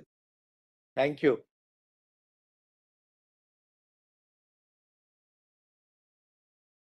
For quantitative risk analysis, we require failure data set. Is the database available or is it being prepared?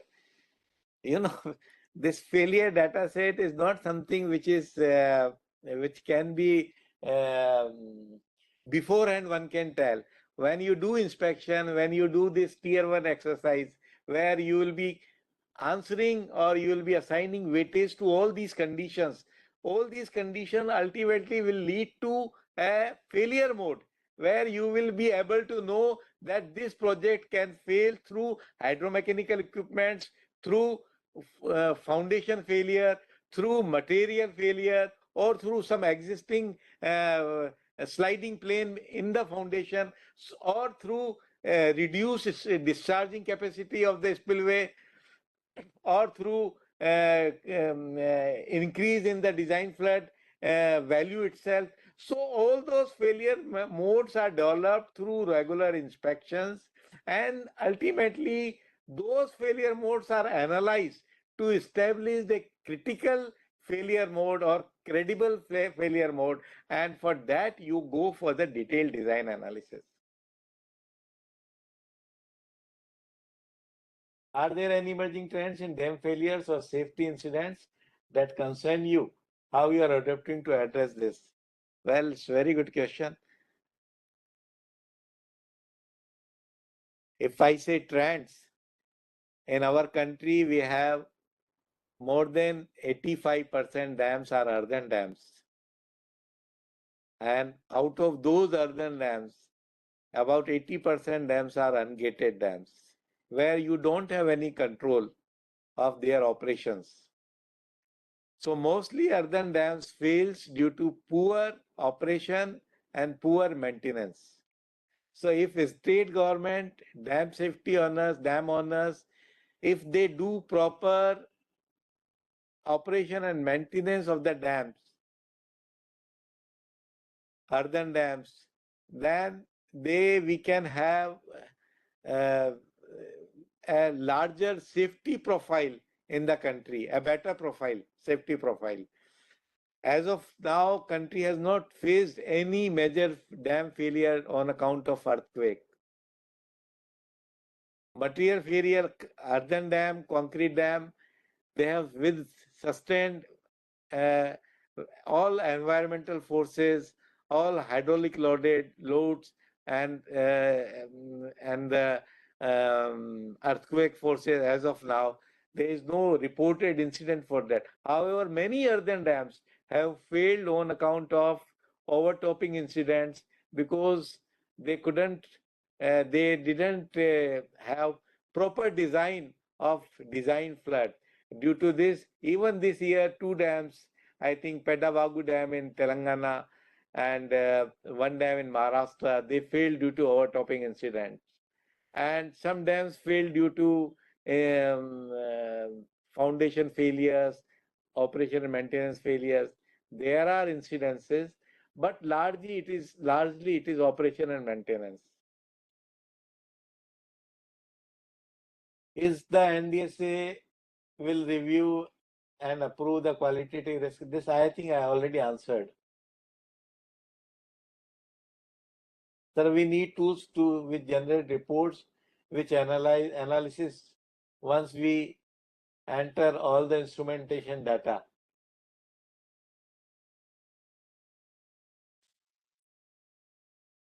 For this, I think all the supplier of the instrumentation, they always help you in extracting the information.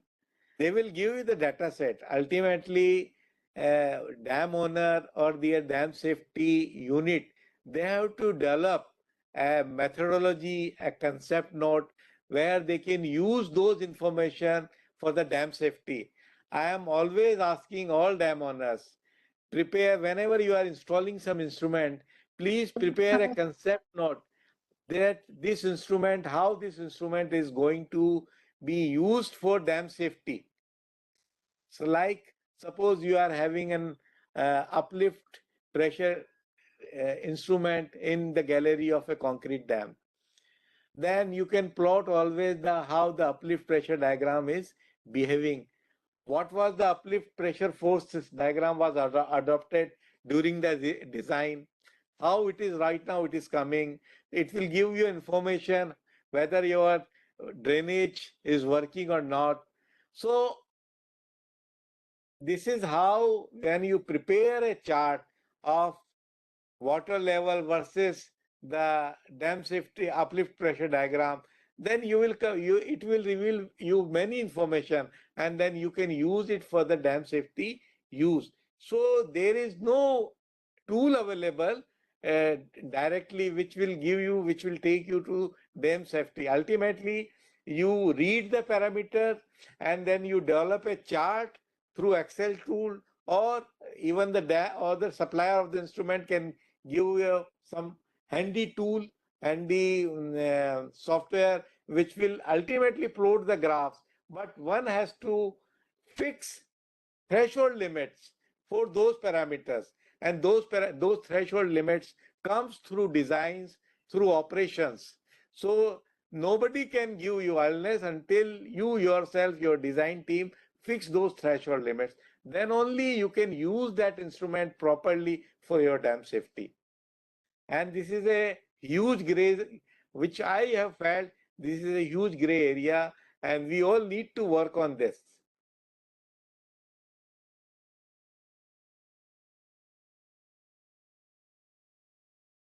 General assessment of hydrologic and hydraulic condition, which mandatory review, which I think I already answered this.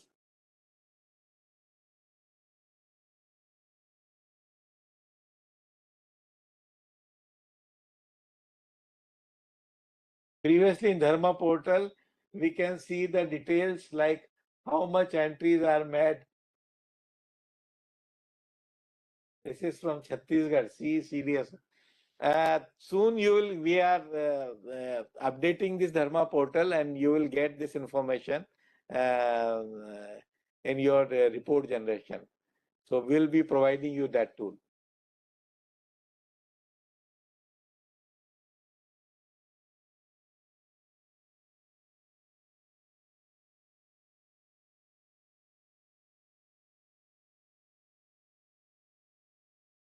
Specified dams only based on the height lacks typical dam failures like a catchment area, spillway.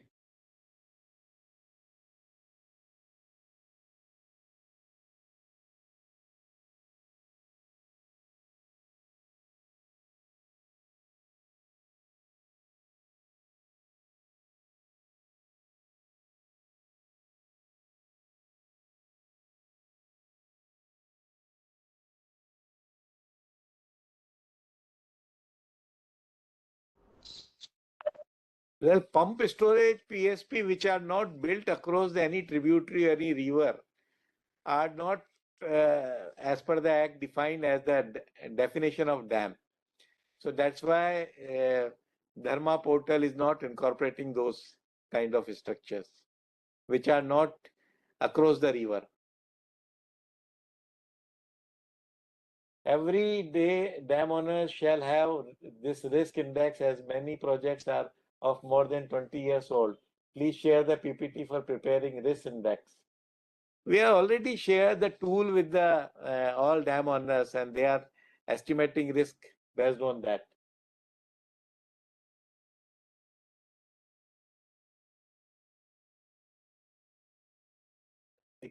DSO KSEB. I think this tool, which right now, which we are calling as rapid risk screening tool, is the same tool which we have developed with the help of World Bank experts. And I hope you must be having latest version available with you. And I think our regional director South is already planning a training exercise for the Kerala people somewhere in mid-November.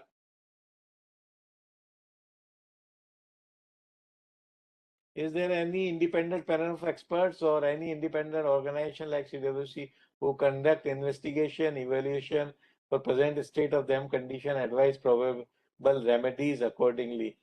There are many agencies, many experts, list of experts. We have also updated in our Dharma portal as well as NDSA website, as it is also available in CWC website. You can use expertise of those experts. You can have some agencies also, if they can give you your desired results. So there is no bar from NDSA side. And Mukherjee, C. KGBO, Hyderabad. During my recent visit to Sri Salem on Krishna, I interacted with the dam officials. They said the state government is not keeping enough budget for the upkeep O&M of the dam since past year. I found leakage also, painting not done properly. Is there any way out by creating a national fund sort of measures for important projects like this? Nagarjun Sagar, okay. I think ministry is also taking off note of this kind of things, and we have already drip program is going on, through which we are central government is providing funds also, and in under the drip program, states or participating agency, they select the dam, and for those dams this funding procedure is available. However, those dams, those agencies which have not participated in DRIP, the funds are not available for them. And in future, I think ministry will take care of this, and I think there is already some plan is going on for that. In artificial reservoir where the water storage will be done by pumping only. I already stated there's such reservoir which are not across the river or tributary. They are not they are not classified as dam as per the Dam Safety Act. For minor irrigation tank 10 to 15, the minimum instrumentation required and also carrying out DB and EAP is required. Minimum instrumentation, we have already regulation for this. You can go through it. Any dam which falls in specified category dams is to fulfill the condition of minimum instrumentation. Whenever you put instrumentation, please develop a concept note which takes you to the dam safety through these instruments. Simply putting an instrumentation for fulfilling the Dam Safety Act provision will not serve for the dam safety purpose. So please develop a concept note for this. Can you recommend any software for rainfall modeling? That is, I think, at this forum, that is not the right forum to answer such kind of question, because there are many commercial softwares also. There are many open softwares. Many softwares available. You can search them and you can take help of any experts in that field also. Sir, it will helpful if we get recorded video demo of each analysis so that we can replicate such dam break analysis, stability analysis, flood. Well, there is no off-the-shelf information available.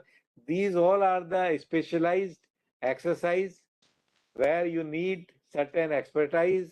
So if you do if you develop that expertise, then you will not need any shelf material for carrying out. However, many material, many online training courses are also available in this field. One can always take help of those available information. It will helpful if we get recorded from, okay. What is the frequency of instrumentation in dams and barrages? All these are, depends on what kind of structures you are having, what information you want to extract from this. And for minimum instrumentation, we already have one regulation. You can take help of that instrumentation. And the reading of information is also covered, at what frequency those instrumentation should be read, how this information is to be communicated. For that also regulation is available. For dams with vertical gates,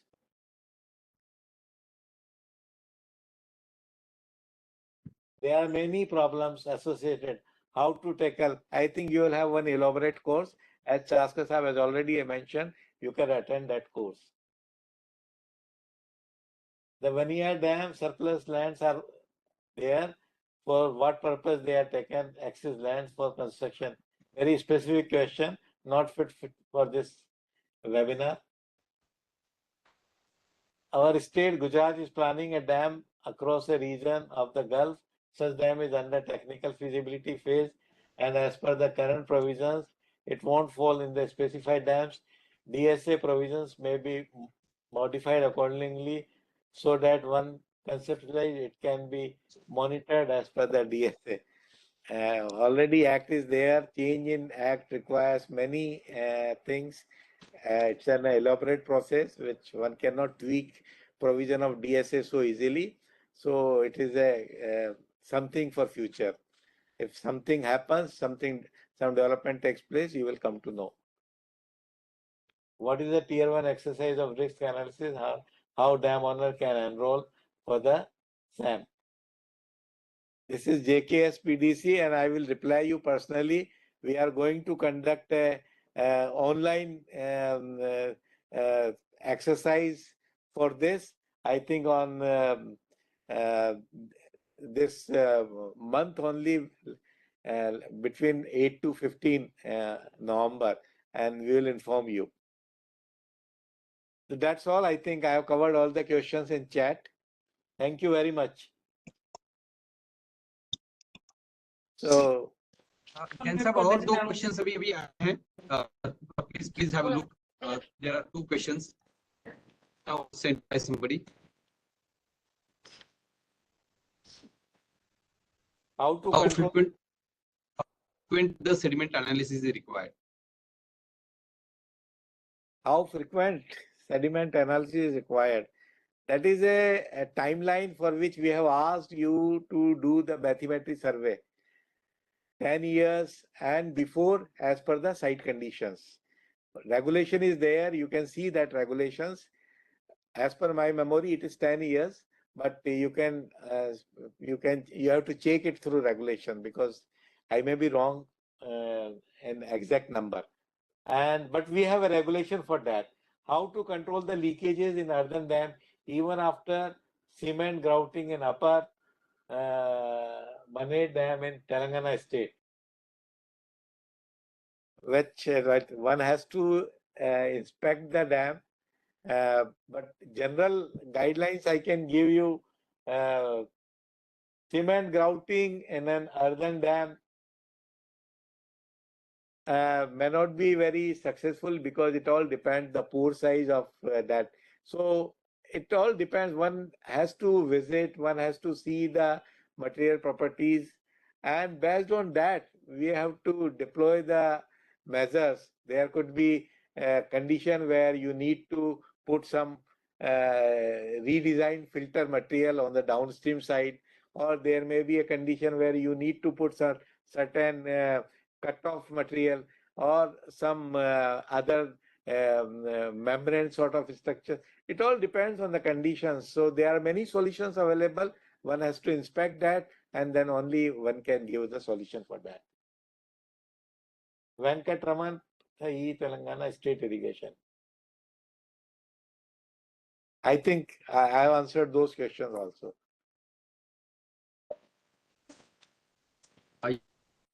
Are now over. Yes. So,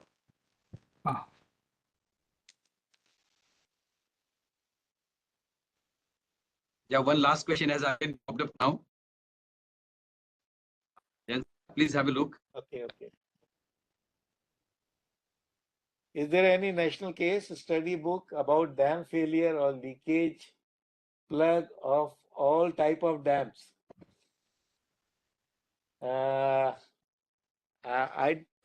think many case studies are available. CBIP has also published many documentation related to Sardar Sarovar Dam, and I remember some other dams also. So case studies are available for certain dams, but not for all the dams. But I think this is a very good suggestion. We have a compilation of case studies. I mean, from the NDSA side, I mean, even NWA can also chip in because if you have a compilation of Yes, yes. We can have, as our state can become partner in that. So dam owner and a specific state, they can share the material, and we can develop a pool which will ultimately can develop relevant material.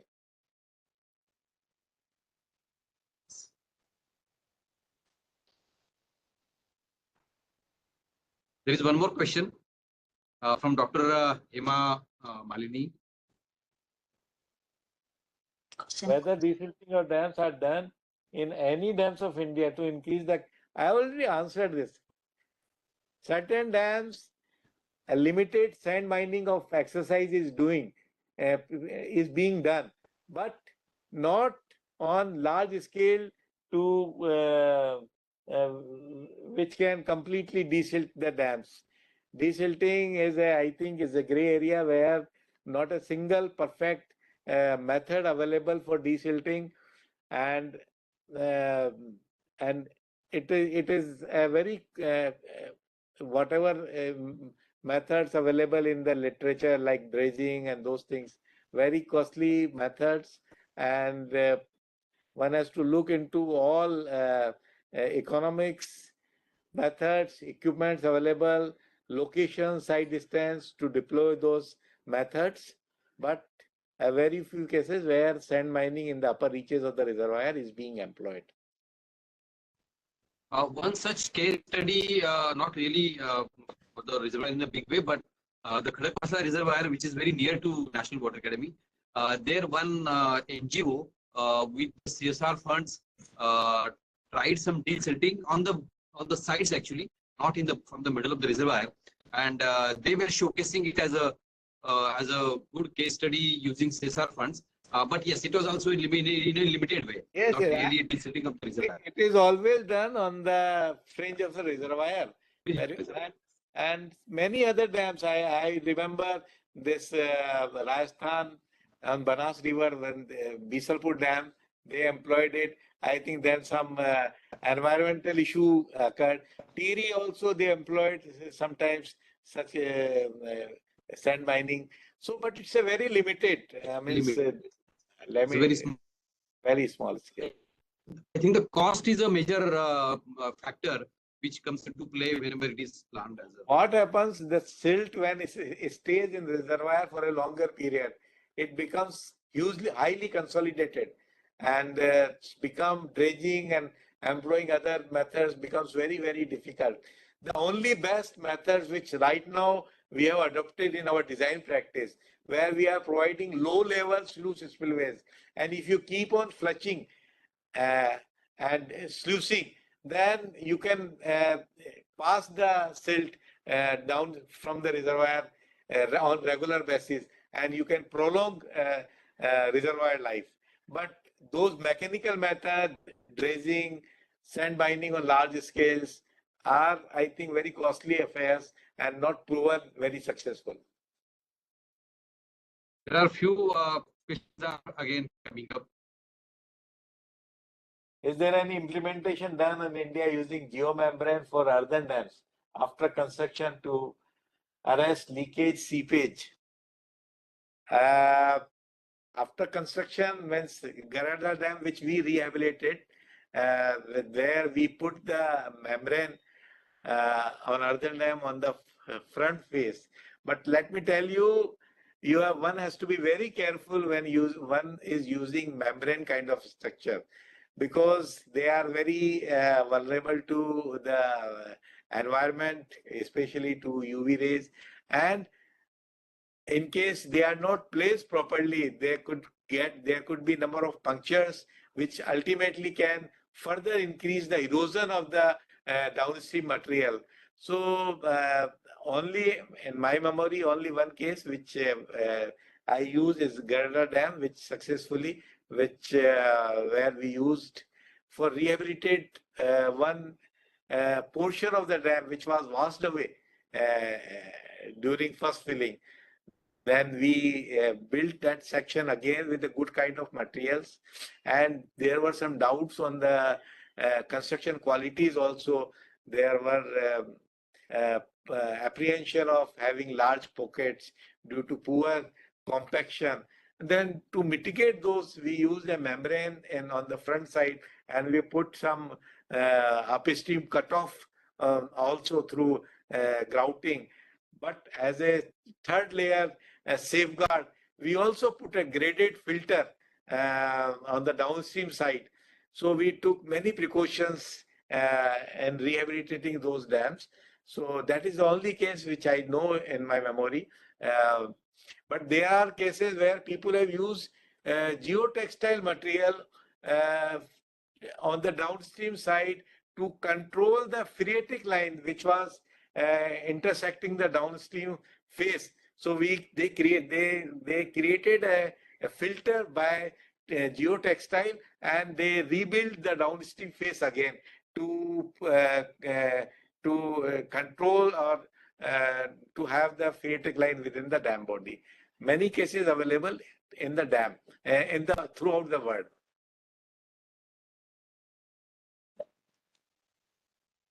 Sir, previous to that, 2-3 questions are also there. Previous to that, what you have answered now. One question is just before that, sir. What you have answered for a zonal embankment, large dams, any seepage discharge limitations? Codal provision is there for that. It all depends.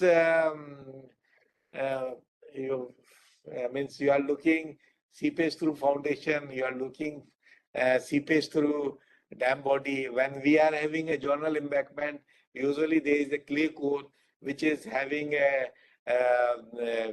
permeability value of 10⁻⁻7 centimeter per second of that order. So it is almost impermeable. Through foundation also there is a limitation which is governed by the design consideration of exit gradients. One cannot allow exit gradient to beyond a certain limits, and based on those criteria, one has to look how much seepage you can allow.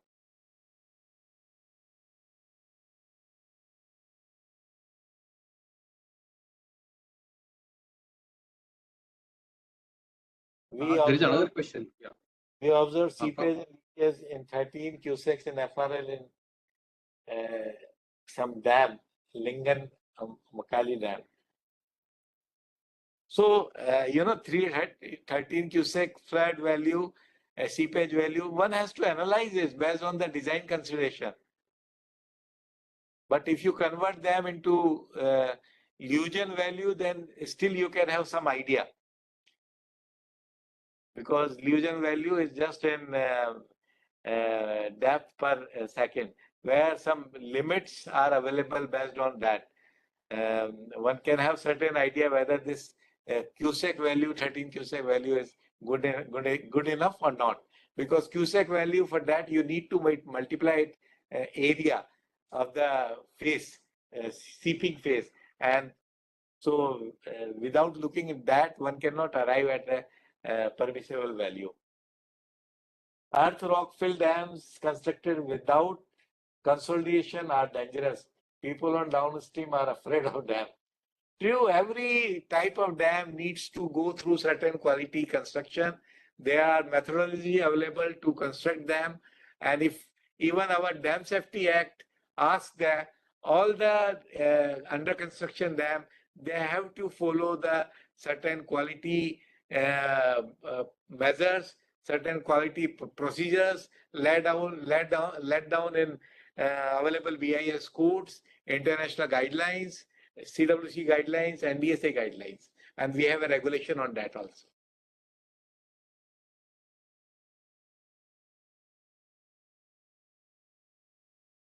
I think we have covered most of the questions. I'm sure there won't be end to the questions because people are so keen to know about various aspects and issues. But I'm sure they will get chance further when we go for the detailed webinars every week. I would request all the participants to attend all the webinars. The next webinar is on 12th of November on Dharma, because we NWA conducted many programs on Dharma, but there are changes now. There are a few updations, a few modifications in the system, and even the people who have attended the trainings earlier, I would advise them also that they should attend the webinar on 12th of November. So thanks a lot to Jain Saab for his very lucid presentation and also handling the question answer session. In fact, question answer session itself is very good for capacity building, because many new questions come up, many things come up which are not covered in the presentation. So finally, I will hand it over to Dasa for concluding and giving vote of thanks. Sir, it took almost 1 hour or more than that for question answer. So thank you, Jain Saab, for having patience also and answering all the questions.